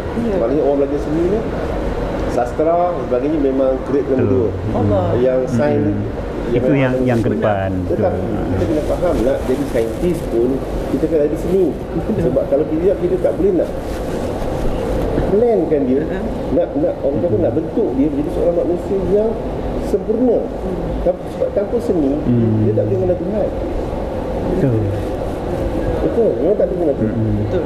Sebab tu Kita kena faham bahawa bila kita kata kita nak buat macam tu, kita kena fikir bahawa macam mana sistem kita ni. Saya bagi tu contoh selalu yang saya sembang dengan kawan. Kenapa orang barat dia tak takut dengan kita? Sebab apa tau? Sebab dia tahu kita belajar sistem dia. Dunia Islam lah saya kata. Dunia Islam tak takut dengan kita. Sebab apa? Dia tahu kita belajar sistem dia. Cuba kita tengok. Orang pandai dia tidak boleh mengubah dunia. Dia boleh berada dalam dunia tapi tak boleh mengubah dunia. Orang yang boleh mengubah dunia adalah orang genius. Orang genius saja yang boleh mengubah dunia. Siapa yang mengubah dunia? Bill Gates. Dia telah mengubah dunia. Ya. Kegeniusan dia tu. Betul. Albert Einstein, dia juga telah mengubah dunia. Okey, Leonardo da Vinci dah mengubah dunia. Cuba bayangkan dalam dunia Islam ada seorang genius. Cendekiawan Islam Dia yang boleh genius. mengubah dunia. Sebab tu orang barat takut. Dia bagi kita seni yang buruk supaya kita takut. Kita benci, kita rasa ni benda entengan dan sebagainya. Ya. Tapi yang baik dia buat. Supaya kita tidak, kalau dia paling takut kalau kita ada seorang genius dalam dunia Islam. Ada saja satu genius dalam dunia Islam, macam Bill Gates dan sebagainya, dia akan mengubah dunia. Salah satu komponen yang boleh melahirkan genius tanpa diragu adalah seni. Benar. Sebab tu Thomas Jefferson boleh main violin, Albert Einstein boleh main violin, semuanya kaya dengan seni. Kenapa kita nak nafikan Disangkan lagi seni? sebab itu dah menjadi sejarah. Macam mana kita nak bentuk, macam mana nak bentuk peradaban, nak bentuk etik di kalangan generasi baru sebagainya. Macam mana kita nak ukur? Sebab kita tidak faham seni yang sebenar. Benar. Satu genius boleh mengubah dunia. Salah satu komponen yang penting adalah seni. Itulah dia hadirin. Penerangan panel kita atas satu soalan saja sebenarnya. Itulah dia. Seni boleh mengubah dunia. Seni mencipta kepribadian diri. Elemen-elemen penting ni sepatutnya setiap genap lapisan kena main peranan dan ambil tahu cakna akan perkembangan ni sebenarnya. Jangan hanya tengok televisyen semata-mata, jangan hanya mendengar muzik semata-mata. Cuba fahami, cuba selami, cuba amalkan. Bukan hanya tari menari. Kena cuba tanya dalam diri tu balik. Sebaliknya, seni membaca Al-Quran itu pun ada seninya. Taranumnya. Ya. Itulah dia hadirin. Baiklah, kita nak teruskan ke soalan kelima. Baiklah doktor, saya nak bertanya kepada doktor lagi. Pada pandangan doktor sendiri, adakah seni dan budaya di negara kita ini benar-benar boleh memupuk generasi muda yang beradab, beretika? Kerana didapati banyak isu yang melanggar etika dan adab telah tular buat masa kini. Seperti contohnya doktor ya, ada beberapa video yang tular anak muda memukul orang tua kerana isu di jalan raya. Dan ada juga yang kita tengok video tular tu, anak-anak yang tidak mahu menjaga ibu bapa dan ditinggalkannya di perhentian bas. Betapa sayunya kita ni, lagilah orang-orang seni tengok, menitik air mata. Sebab kita sendiri tak tega nak buat kat ibu bapa kita macam tu. Tapi ada anak-anak muda di luar sana yang sampai hati. Macam mana? Apa pandangan doktor? Itu saya rasa tadi yang disebut tu adalah dua contoh lah Tapi kalau kita hari ni kita dibuka dengan Facebook, dengan TikTok dan sebagainya, dan kalau kita tengok komen-komen tu pun kita tahulah sebenarnya mana tahap pemikiran masyarakat kita ini. Ya. Yelah. Kalau kita tengok komen-komennya tu kadang-kadang Netizen di luar sana lah tu sebenarnya betul. kan. Itulah dia rupanya. Apa yang dia komen itulah diri dia sebenarnya. Itulah Dia tak nampak dan cerminan itulah dia. rupa masyarakat kita. Ya. Saya sebenarnya sedih sebenarnya bila tengok cara tu kan, dengan carut marutnya dalam tu kan, Ya. kita pun naik macam mana Di manakah adabnya, di Betul, manakah sopan santunnya? dari Hilang. segi, betul, hilang. Jadi kadang-kadang tu kita macam ni ke, dah macam ni ke orang kita ni, Ya. Jauh sangat dah bersasar jauh ya. sangat. Jadi berbalik pada soal ni, saya rasa ini soal diri, soal batin, soal batiniah. Dan soal batiniah ni seni bagi saya. Dia bukan boleh diajar di sekolah dengan letak peperiksaan, ya. Sama macam agama. Macam mana anak tu boleh jadi macam tu? Di sekolah dia ajar agama. Sepatutnya bila dia ajar agama dengan baik, tak macam tu adab dia, tak macam tu etika dia. Pendidikan dia tu kan. Jadi masalahnya Teras lah, dia. kita mendidik agama tu secara teori. Ya benar. Bila agama tu teori tu, dia jawab secara teori, tapi praktikalnya Praktikal dalam keluarga. tak berlaku Betul, benar. jadi Facebook tu saya rasa komen-komen dalam Facebook tu itulah cerminan pemikiran generasi kita hari ni. Ya. Itulah. Apa hubungan seni? Kalau kita tanya, tahun 66 saya rasa Victor Lorentzat dia buat satu kajian di Germany. Dia tengok yang sebenarnya apa sumbangan seni kepada diri seseorang. Ya, dia memberikan 4. Ya, siapa yang mendalami seni, siapa belajar seni, dan kalau guru-guru seni nak mengajar, guru teater ke guru lukis, inilah 4 perkara yang diajar. Yang pertama sekali kita ada perkataan kita biasa dengar kreatif. Seni ni dia berkaitan dengan kreatif. Tapi bagi kita kreatif ni senang sangat, maksud dia kreatif tu cipta, dari cipta. Ya. Betul, dari cipta. Tapi kreatif ni sebenarnya ialah penyelesaian masalah. Orang kreatif tu yang sebenarnya dia adalah penyelesaian masalah. Hari ni kalau kita tengok, bila sebut harga telur ayam ni lah, ya? Lepas tu Memang tengok, menjadi isu hangat ni. lepas tu salahkan kerajaan, salahkan sana, salahkan sini kan. Tapi dia sendiri tidak ada satu jalan untuk penyelesaian masalah. Benar. Ya, harga ayam naik. Ini masalah kita, bukan masalah negara. Kita tak mampu. Patutnya kita menyelesaikan masalah kita sendiri. Harga ayam naik, berjimatlah contohnya. Ya benar. Jangan berbazir. Kadang-kadang tu pula orang yang bercakap ni pun tak sensitif pula. Perkataan tu patutnya berjimat, ya, bukannya cut down kan, bukannya potong kan. Jadi kalau perkataan berjimat penggunaan tu, bahasa tu pun salah penting sebenarnya juga kan. Pasal apa? Yang itu yang Seni penyampaian. seni penyampaian betul Cik Mahir. betul kan. Jadi kalau kreatif tu kita tak menyalahkan kerajaan. Kenapa kita salah kerajaan? Inflasi ni seluruh negara. Semua Harga minyak. ada negara lagi teruk daripada Malaysia. Ada lagi sebenarnya. kan. Jadi bila berlaku suatu tu, harga minyak naik, berjimat Isu lah global kan. Kalau tarif naik, elektrik pun naik, berjimat lah contohnya. Itu orang kreatif. Takkanlah kita nak bayangkan dari cipta dia buat jana kuasa dia sendiri. Takkanlah sampai ke situ kan. Ini pertama, orang yang seni ni, orang yang dididik seni ni, pertama sekali dia kreatif. Bila dia jadi kreatif, dia penyelesaian masalah. Harga ayam naik, ayam tak ada hari tu lah makan ikan. Apalah susahnya. Betul. Betul tak? Kita lah dulu. Ya. Dia katakanlah macam nak buat seni lukis lah. Sebab orang seni ni, dia suka cari masalah. Itu memang selalu je lah. Ya. Sebab apa dia suka masalah? Dia suka minta dan dia selesaikan masalah.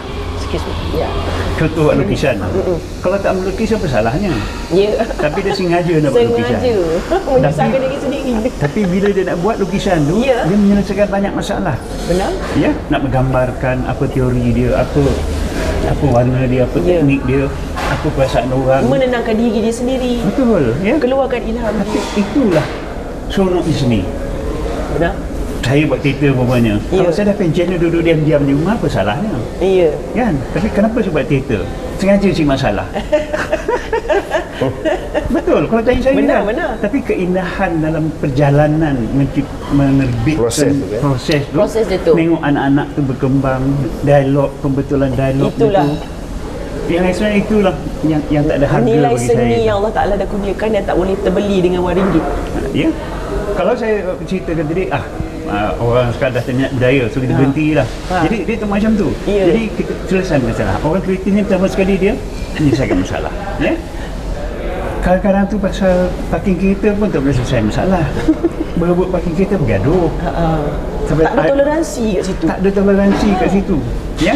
Okey, yang kedua, orang seni ni ialah orang yang sensitif. Benar. Sangat benar. Memang betul. Kalau sensitif, ada tak berlaku cerita tadi anak muda memukul orang tua tu? Ya. Kalau suatu orang tu sensitif, dia tak akan pukul orang tua tu. Yang pertamanya, sensitif terasa sakit. Yang kedua, apa pandangan masyarakat terhadap dia? Dia sensitif dengan masyarakat. Yang perakam tu pun saya rasa dia tak ada sensitivity. Ya. Allah, benda-benda macam tu pun nak diviralkan, nak Salah dikeluarkan. satu daripada isi seni tu ialah sensitivity tu. Dan kita ni yang kurang sekarang. Itu sebab bila kita baca dalam Facebook tu, komen-komen dia tu, orang yang buat Tak tega komen nak tu membaca. tak sensitif langsung pada masyarakat. Pasal apa? Bagi saya, orang tu tak belajar seni. Kalau dia seorang seniman, dia ada rasa sensitivity tu, dia akan keluarkan Tapi perkataan. komen lebih murni dia. Sudahlah tu, turunkan je artikel tu. Betul. Tak perlu nak disebar luaskan lagi. Betul. Jadi- Mungkin bagi pendekatan dan apa saranan yang lebih berguna sebenarnya kan. Kadang-kadang kan betul. Kadang bila timbul satu kes viral tu, tengok komen tu Allah. beratus, beribu. Ya, Dan kita betul. tengok perkataan dia, ini bangang Dia seolah-olah dia Kadang-kadang tu kita meluahkan banyak seram perasaan dia dengan isu semasa dia sendiri. Ya. Bukan Kita dia pun, dengan konten tu. Ini ke dia bentuk anak muda Ya. kita sekarang berbahasa? Kita pun rasa macam kesal tengok Bila kan. baca malu sebenarnya. Apa yang tak ada tadi? Sensitivity tu kurang. Yang ketiga, orang seni ni dia originality dia tinggi. Originality tu biasa jati diri. Ya, benar. Ya. Orang seni ni dia kasih pada budaya dia, dia kasih pada diri dia, dia kasih pada agama dia, dia kasih pada pemikiran dia.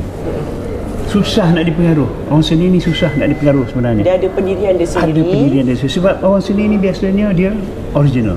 Dan satu lagi mengikut Victor Lowenfeld tu, orang seni ni kata dia lancar, fluent, cuma dari segi bahasanya ataupun dari segi ideanya. Apa tidaknya orang seni ni kena cari inspirasi. Benar. Bila nak cari inspirasi, baru karya. Nak cari inspirasi itu bukan satu benda yang mudah.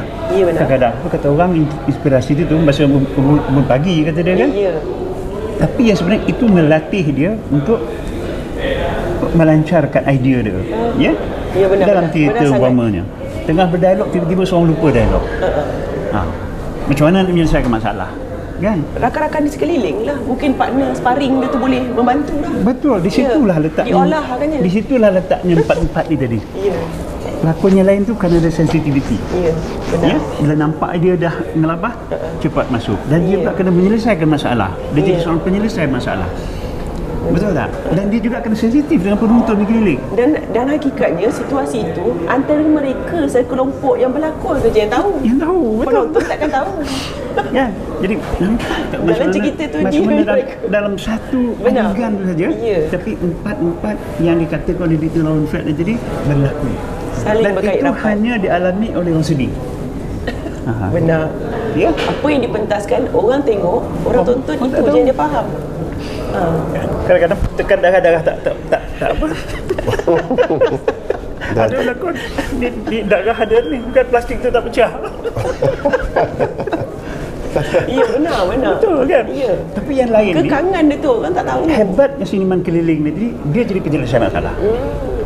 Dia akan menyelesaikan. Bila tak berdarah tu ni, dia yang akan ambil, dia yang akan Ya. tekankan. Lepas tu, itu sensitivity dia ni. Dia jadi penyelesaian masalah. Lepas tu, dia lancar. Ni lepas ni apa berlaku. Itulah hebat. Walaupun dalam satu adegan, tapi keempat-empat ni tadi, Elemen tu semuanya bergabung. Dan seniman tu sebenarnya dalam apa saja keadaan, empat-empat ni sentiasa bermain di fikiran dia. Kalaulah sistem sekolah kita ni betul-betul mengajar pendidik kesini tu dengan berkesan, ya, saya rasa kita masalah budaya, masalah etika ni saya rasa kita kurang masalah. Kita akan melahirkan insan yang penyelesaian masalah. Ya, ada masalah dia pandai menyelesaikan sendiri. Ini iPad tak ada pun, iPad kena potong je. Betul.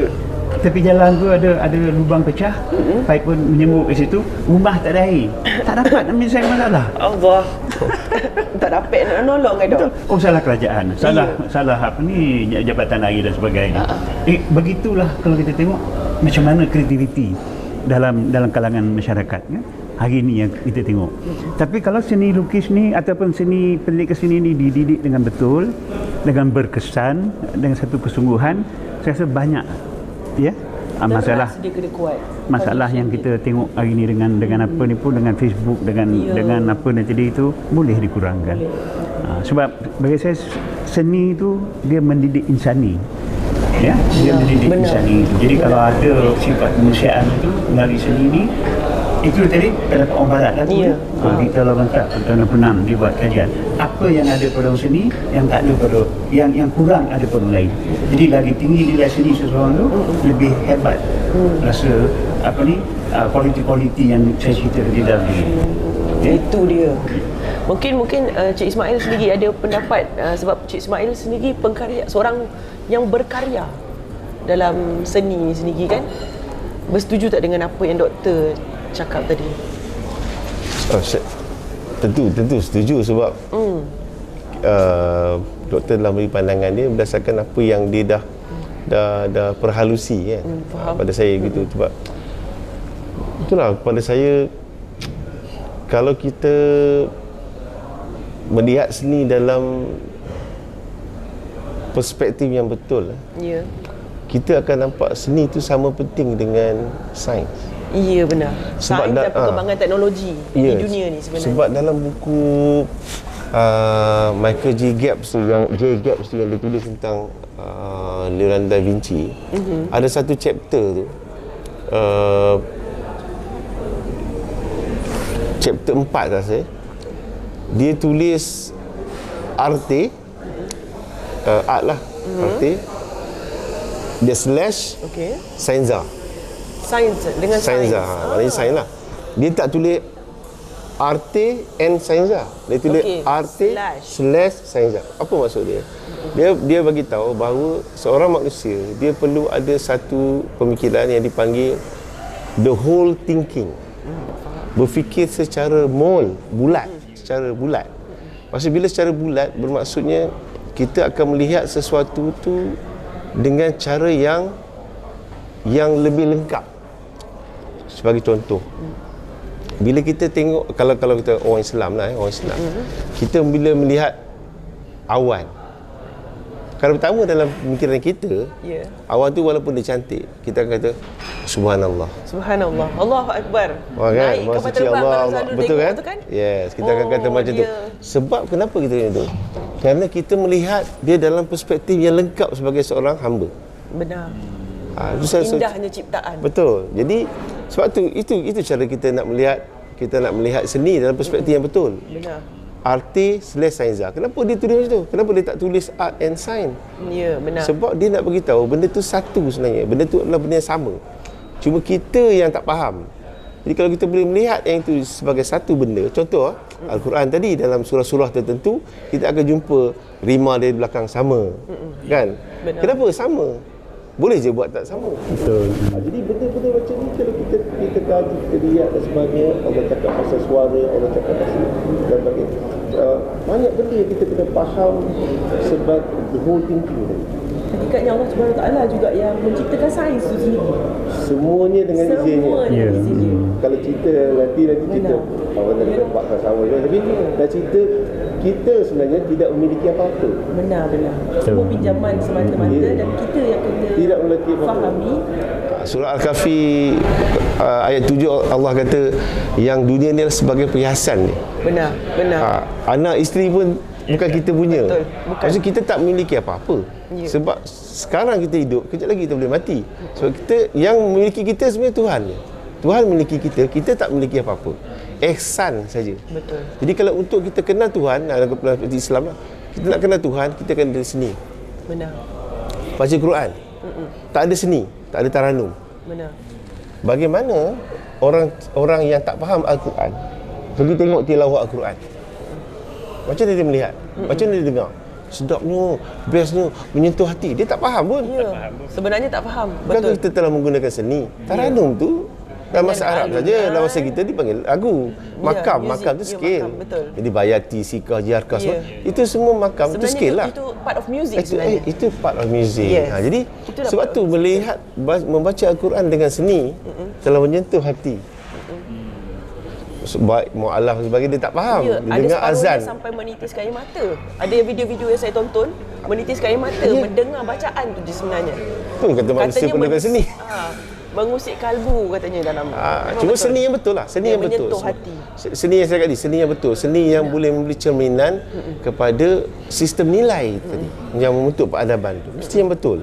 Bila tak, tapi dalam banyak teater, banyak di sebenarnya yang tradisional, yang ada unsur tradisional yang dibuat dengan etik yang betul, sebenarnya memang mempunyai nilai yang sangat tinggi.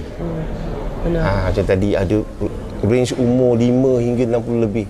Di dalam itu ada banyak kelompok yang boleh berkongsi pengalaman. Benar. Datang malamnya, nanti ada yang bawa keropok, ada yang bawa ni, ada yang bawa Ya. mi goreng. Ya, Membina sesuatu komuniti yang ukhuwah, kaya dengan etika tadi. etika, adab. Prinsip moral Benar.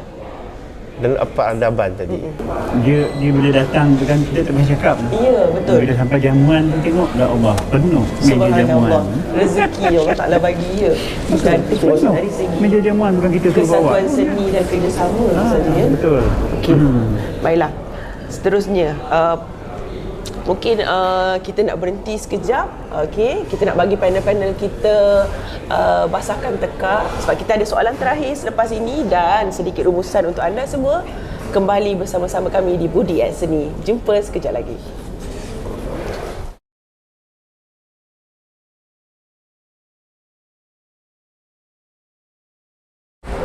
Baiklah hadirin semua,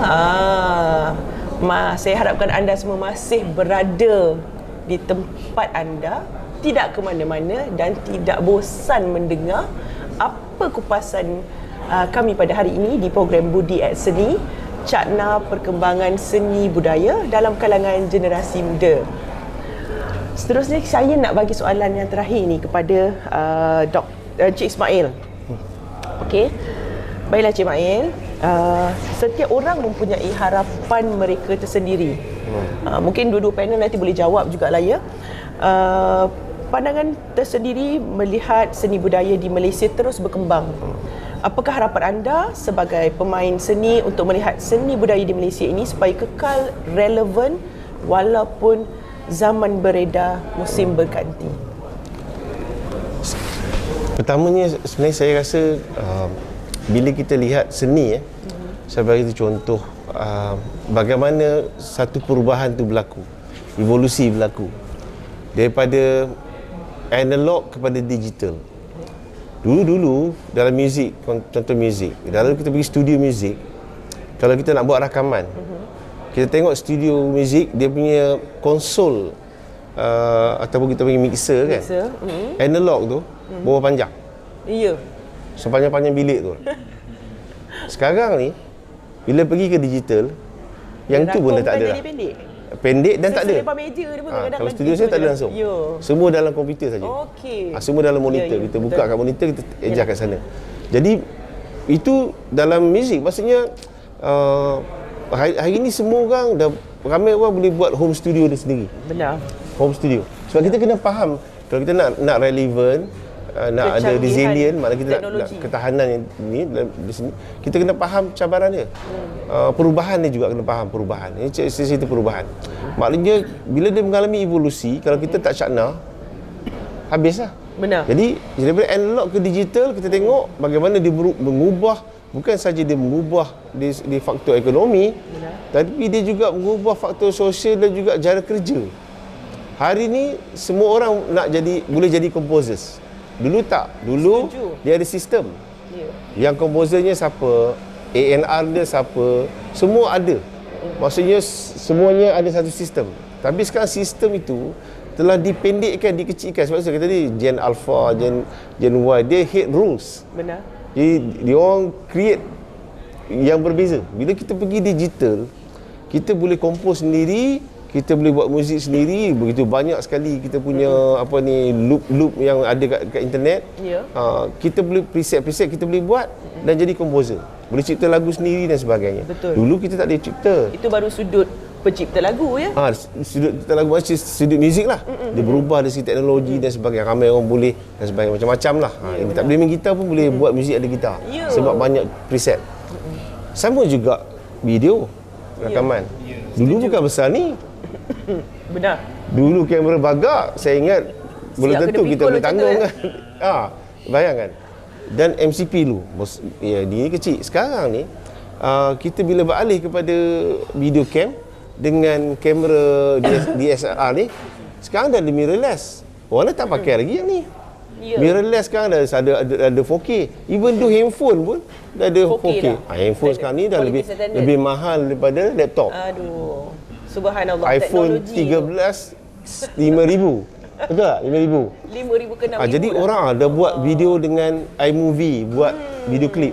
Maknanya kalau kita tak faham evolusi ni, tak faham perubahan ni, macam mana kita nak relevan? Benar. Tak faham. Kita duk rasa kita bagus. Untuk generasi alpha ni sekarang ni pun, diorang menggunakan aplikasi TikTok saja untuk menyediakan konten. Seriously, yes. Semua dah editing dalam terus siap jadi satu video. Nak berapa lama je durasi dia. Dia ada tools, dia ada betul. platform. Dia buat sekali tau. Benar. Dia ada platform yang memang nak pendek-pendek je. Dan dia ada tools, dia bagi kita handphone. Tak kisah kualiti lagi, maksudnya tak kisah gambar. Tapi memang handphone yang ni dia boleh, smartphone yang kualiti, dia memang boleh ngasih gambar sampai 4K dengan 60 second per frame. Boleh buat. Jadi sampai macam tu sekali. Jadi kalau kita tak faham evolusi ni, kita tak akan dapat relevan. Itu dari segi teknologi kamera, dari segi muzik, bagaimana studio berubah. Hari ini dah ramai orang ada home studio. Saya pun ada home studio. Kita buat sendiri, boleh recording dengan baik dan sebagainya. Because kita melihat teknologi dia reshape kita punya kehidupan dan juga community. Hari ini kita kalau kita seorang composers, kita boleh ada kawan sejauh US yang boleh berinteraksi dengan begitu mudah. Kita boleh berinteraksi melalui WhatsApp video. Bagaimana hari ini, dulu kalau nak buat live show, kita terpaksa bawa OB band. Betul, setuju. Itu zaman dahulu. Kena parking kat tepi tu. Lepas tu baru boleh buat live. Hari ini dengan handphone je dah kita boleh buat live. Maknanya kita boleh ada live FB, live kadang-kadang YouTube. bawa laptop je pun kita dah boleh live. Boleh premier lagi. Boleh premier kan program tu bila nak keluar dan sebagainya. Bagaimana teknologi reshape kita punya community dan reshape kita punya gerak kerja. Bagaimana dia memudahkan banyak perkara. Dan kita kena faham yang ini. Jadi bila kita faham yang ni, barulah kita tahu, okey, kalau saya nak buat konten seni macam ni, apakah platform yang ada, apa tool yang ada. And then baru kita boleh fikir, kita buat. Kalau kita nak buat untuk Instagram, misalnya nak buat untuk TikTok, kita tak perlu kamera macam ni. Benar. Kita perlu smartphone saja. Smartphone sahaja. Kalau orang tu boleh nyanyi, dia boleh nyanyi terus pada smartphone dia, pegang gitar. Kalau boleh tengok ada seorang penyanyi daripada Indon, nama dia Felix. Cuba buka. Dia main gitar je, tapi subscriber dia 4 juta. Maksudnya dia buat video tu, letak satu kamera, dia main gitar, dia nyanyi. Memang suara dia sedap lah, dia nyanyi 4 juta. Kita buat bagai nak erat dengan G-Arm lagi dengan macam-macam. Viewers baru 500. 500 orang. Jenuh editing bagai. Yes. Jadi beginilah kalau kita tak faham tentang maksudnya teknologi yang akan reshape kita punya community, reshape kita punya kerja. Bila kita faham evolusi ni, kita akan buat konten-konten walaupun dia bersifat segera, tetapi dia sebenarnya itu yang diperlukan oleh khalayak. Sebab nak relevan kan, nak kekal relevan. Sebab bila contoh kita ambil first rule dalam buat YouTube punya konten ataupun media sosial, we must do something that people want to see. Bukan kita do something that we want people to see. Do something that people want to see, not do something that you want people to see. Betul. Itu memang itulah apa macam yang berada mana dalam mengkaji apa keperluan kehendak market tu. Sebab tu kita kena faham. Faham evolusi, faham teknologi, faham bagaimana dia reshape. And then kita akan buat satu konten ni orang nak tengok. Jadi kalau kita nak buat satu konten tentang Mok Yong, saya contoh, nak buat gerak Mok Yong, kita kena faham apa pasarannya, apa yang audiens nak dan apa teknologi yang kita ada. Supaya kita bahasa kalau terlalu dalam kan budak-budak tak faham dialek. Yes. Jadi kita dipermudahkan dan dapat capaian generasi baru yang nak tengok. Kita kena buat konten gitu. Sebab konten gini dia ada pasaran tertentu. Macam semalam saya jadi penilai untuk anugerah seni. Orang tu dia seorang arkitek, tapi dia minat mencipta buat baju, pakaian. Tapi yang dia buat adalah wearable art, maksudnya benda-benda terbuang. Wearable art, dia ambil benda-benda terbuang, dia buat baju. Dia macam, kalau tengok macam Lady Gaga kan, dia ada benda-benda pelik-pelik kan. Tapi ambil daging lah buat baju kan. Jadi benda-benda yang pelik-pelik macam benda ni, dia pakai benda yang banyak barang terpakai, dia buatkan satu ni. Jadi maksudnya kita kadang-kadang kita rasa kita ada market kan, tapi dia ada komuniti-komuniti yang perlukan benda tu.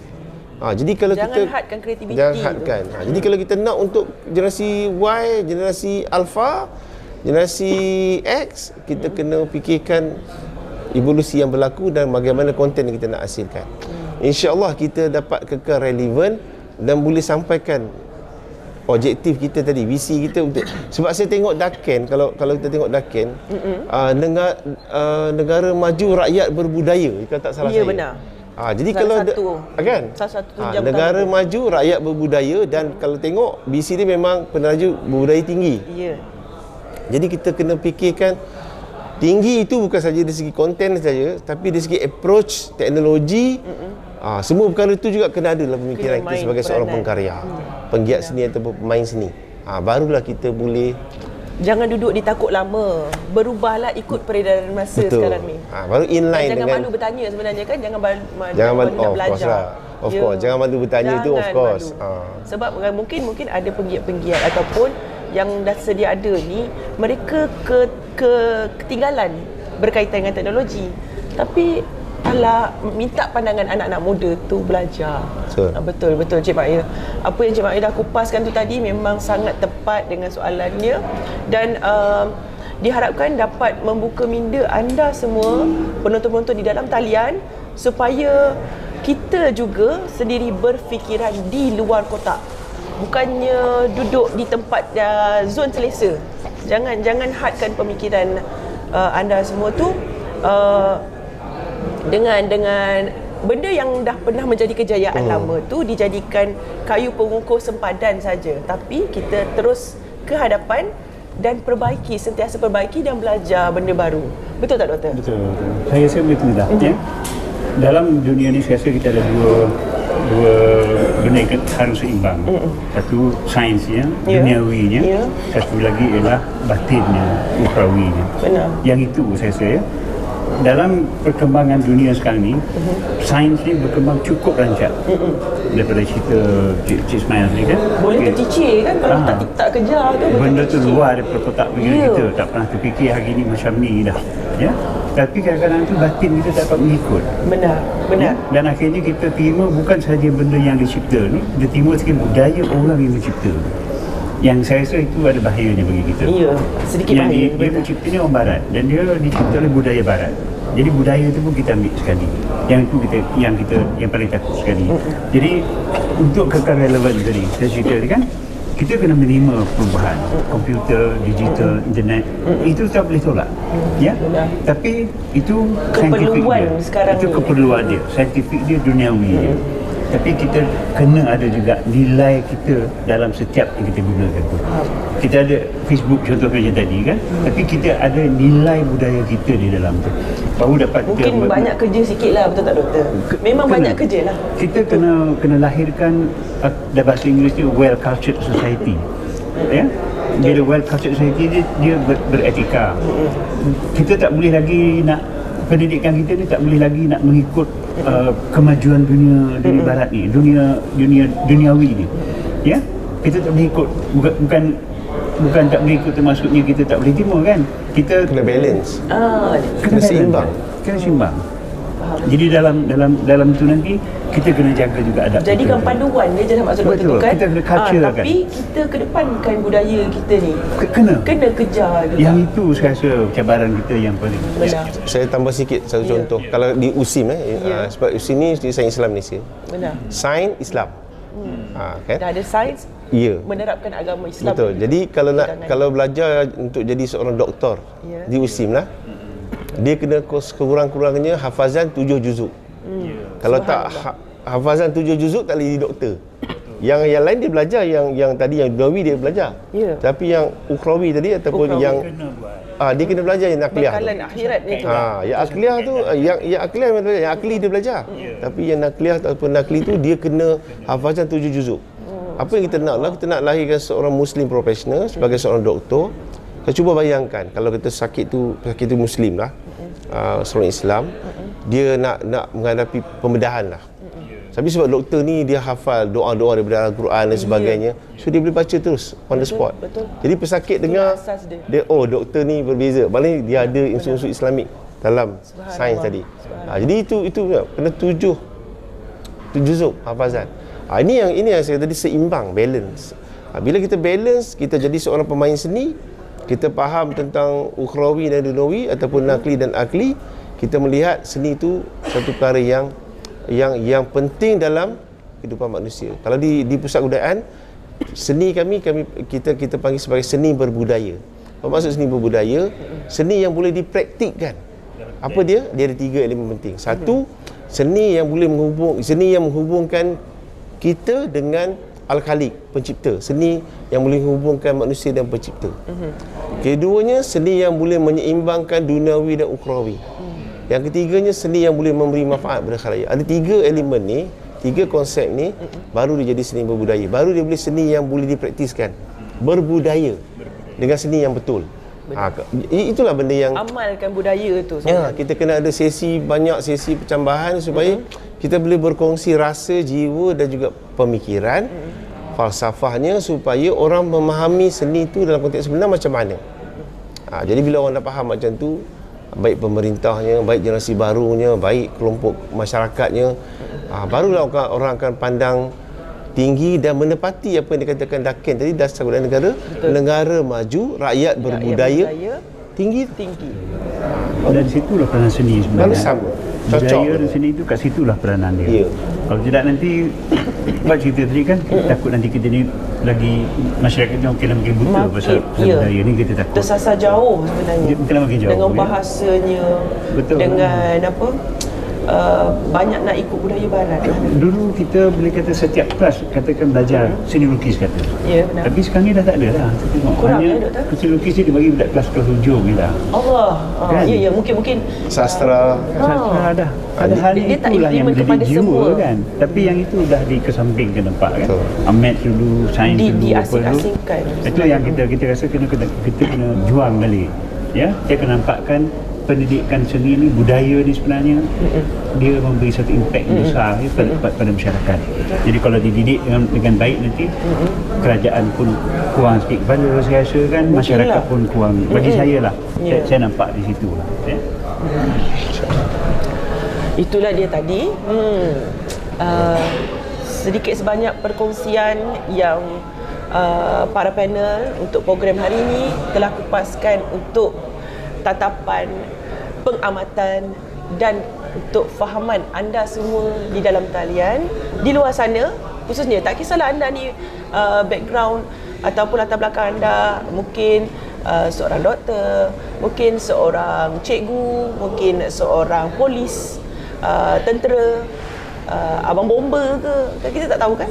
Tapi jangan sekat pemikiran, fahaman tentang seni dan budaya ni, dan kita jangan halang kalau ada adik-beradik kita, ahli keluarga kita yang minat bidang seni. Malah cuba sokong sebenarnya. Betul ya doktor ya? Okey. Baiklah, kita dah sampai ke penghujungnya. Itulah ucap kata kami, itulah isi hati kami. Yang terkilan diberitahu, yang terasa elok disampaikan. 10 jari disusun rapi, tanda maaf atas kesilapan. Mungkin doktor ada sedikit ataupun Cik Ismail ada apa-apa nak ulas yang short and sweet? Short and sweet Ya. Okey, saya Mungkin tadi tak sampai kan? Jadi mungkin bawa terlintas ke? Silakan. Okey, kalau saya nak rangkum semua tadi bila kita sampai kita memahami evolusi, memahami perubahan dan sebagainya. Saya selalu katakan kita akan ada 3R. 3R iaitu kita kena ada right person, nak rujuk right person, kita akan dapat right teknik ataupun right knowledge.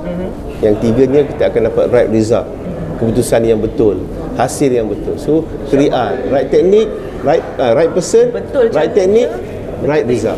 3R amalkan 3R. Benar. Dan benda apa-apa pula. Ya, terima kasih banyak Cik Ismail atas Saya saranan. Doktor pula bagaimana? bagi saya lah kan, perjalanan seni ni ataupun kehidupan dengan seni ni adalah sebuah kehidupan yang indah. Ya. Ya. Sangat indah bila diamati Bila sebenarnya. dia mati, kita memandang sesuatu tu dengan mata seni kita.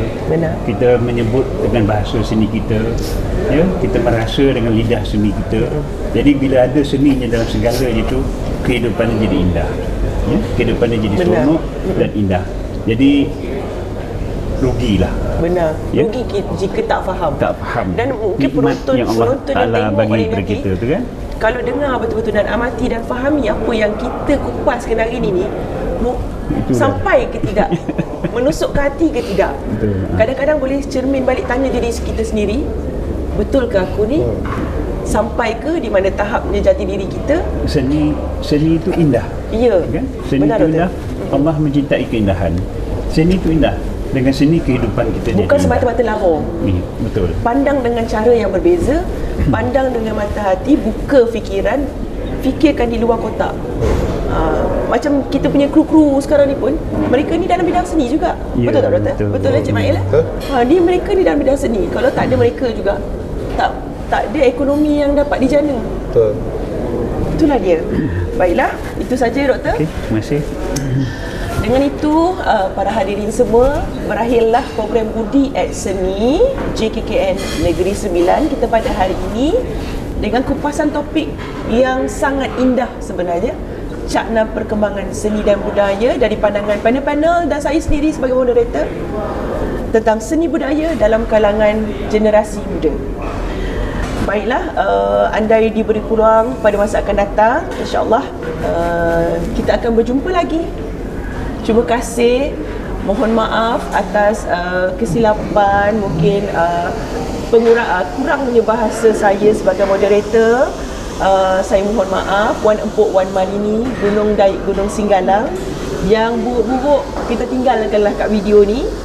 Yang baik-baik kita kenang-kenang, kita panjang-panjangkan, kita sebarluaskan kepada yang ada di luar sana. Kita kenang sampai bila-bila. InsyaAllah. Terima kasih banyak-banyak atas kesudian anda semua di dalam talian untuk bersama-sama kami dalam program Budi at Seni JKKN Negeri Sembilan. Kita jumpa lagi. Assalamualaikum warahmatullahi wabarakatuh. Waalaikumsalam.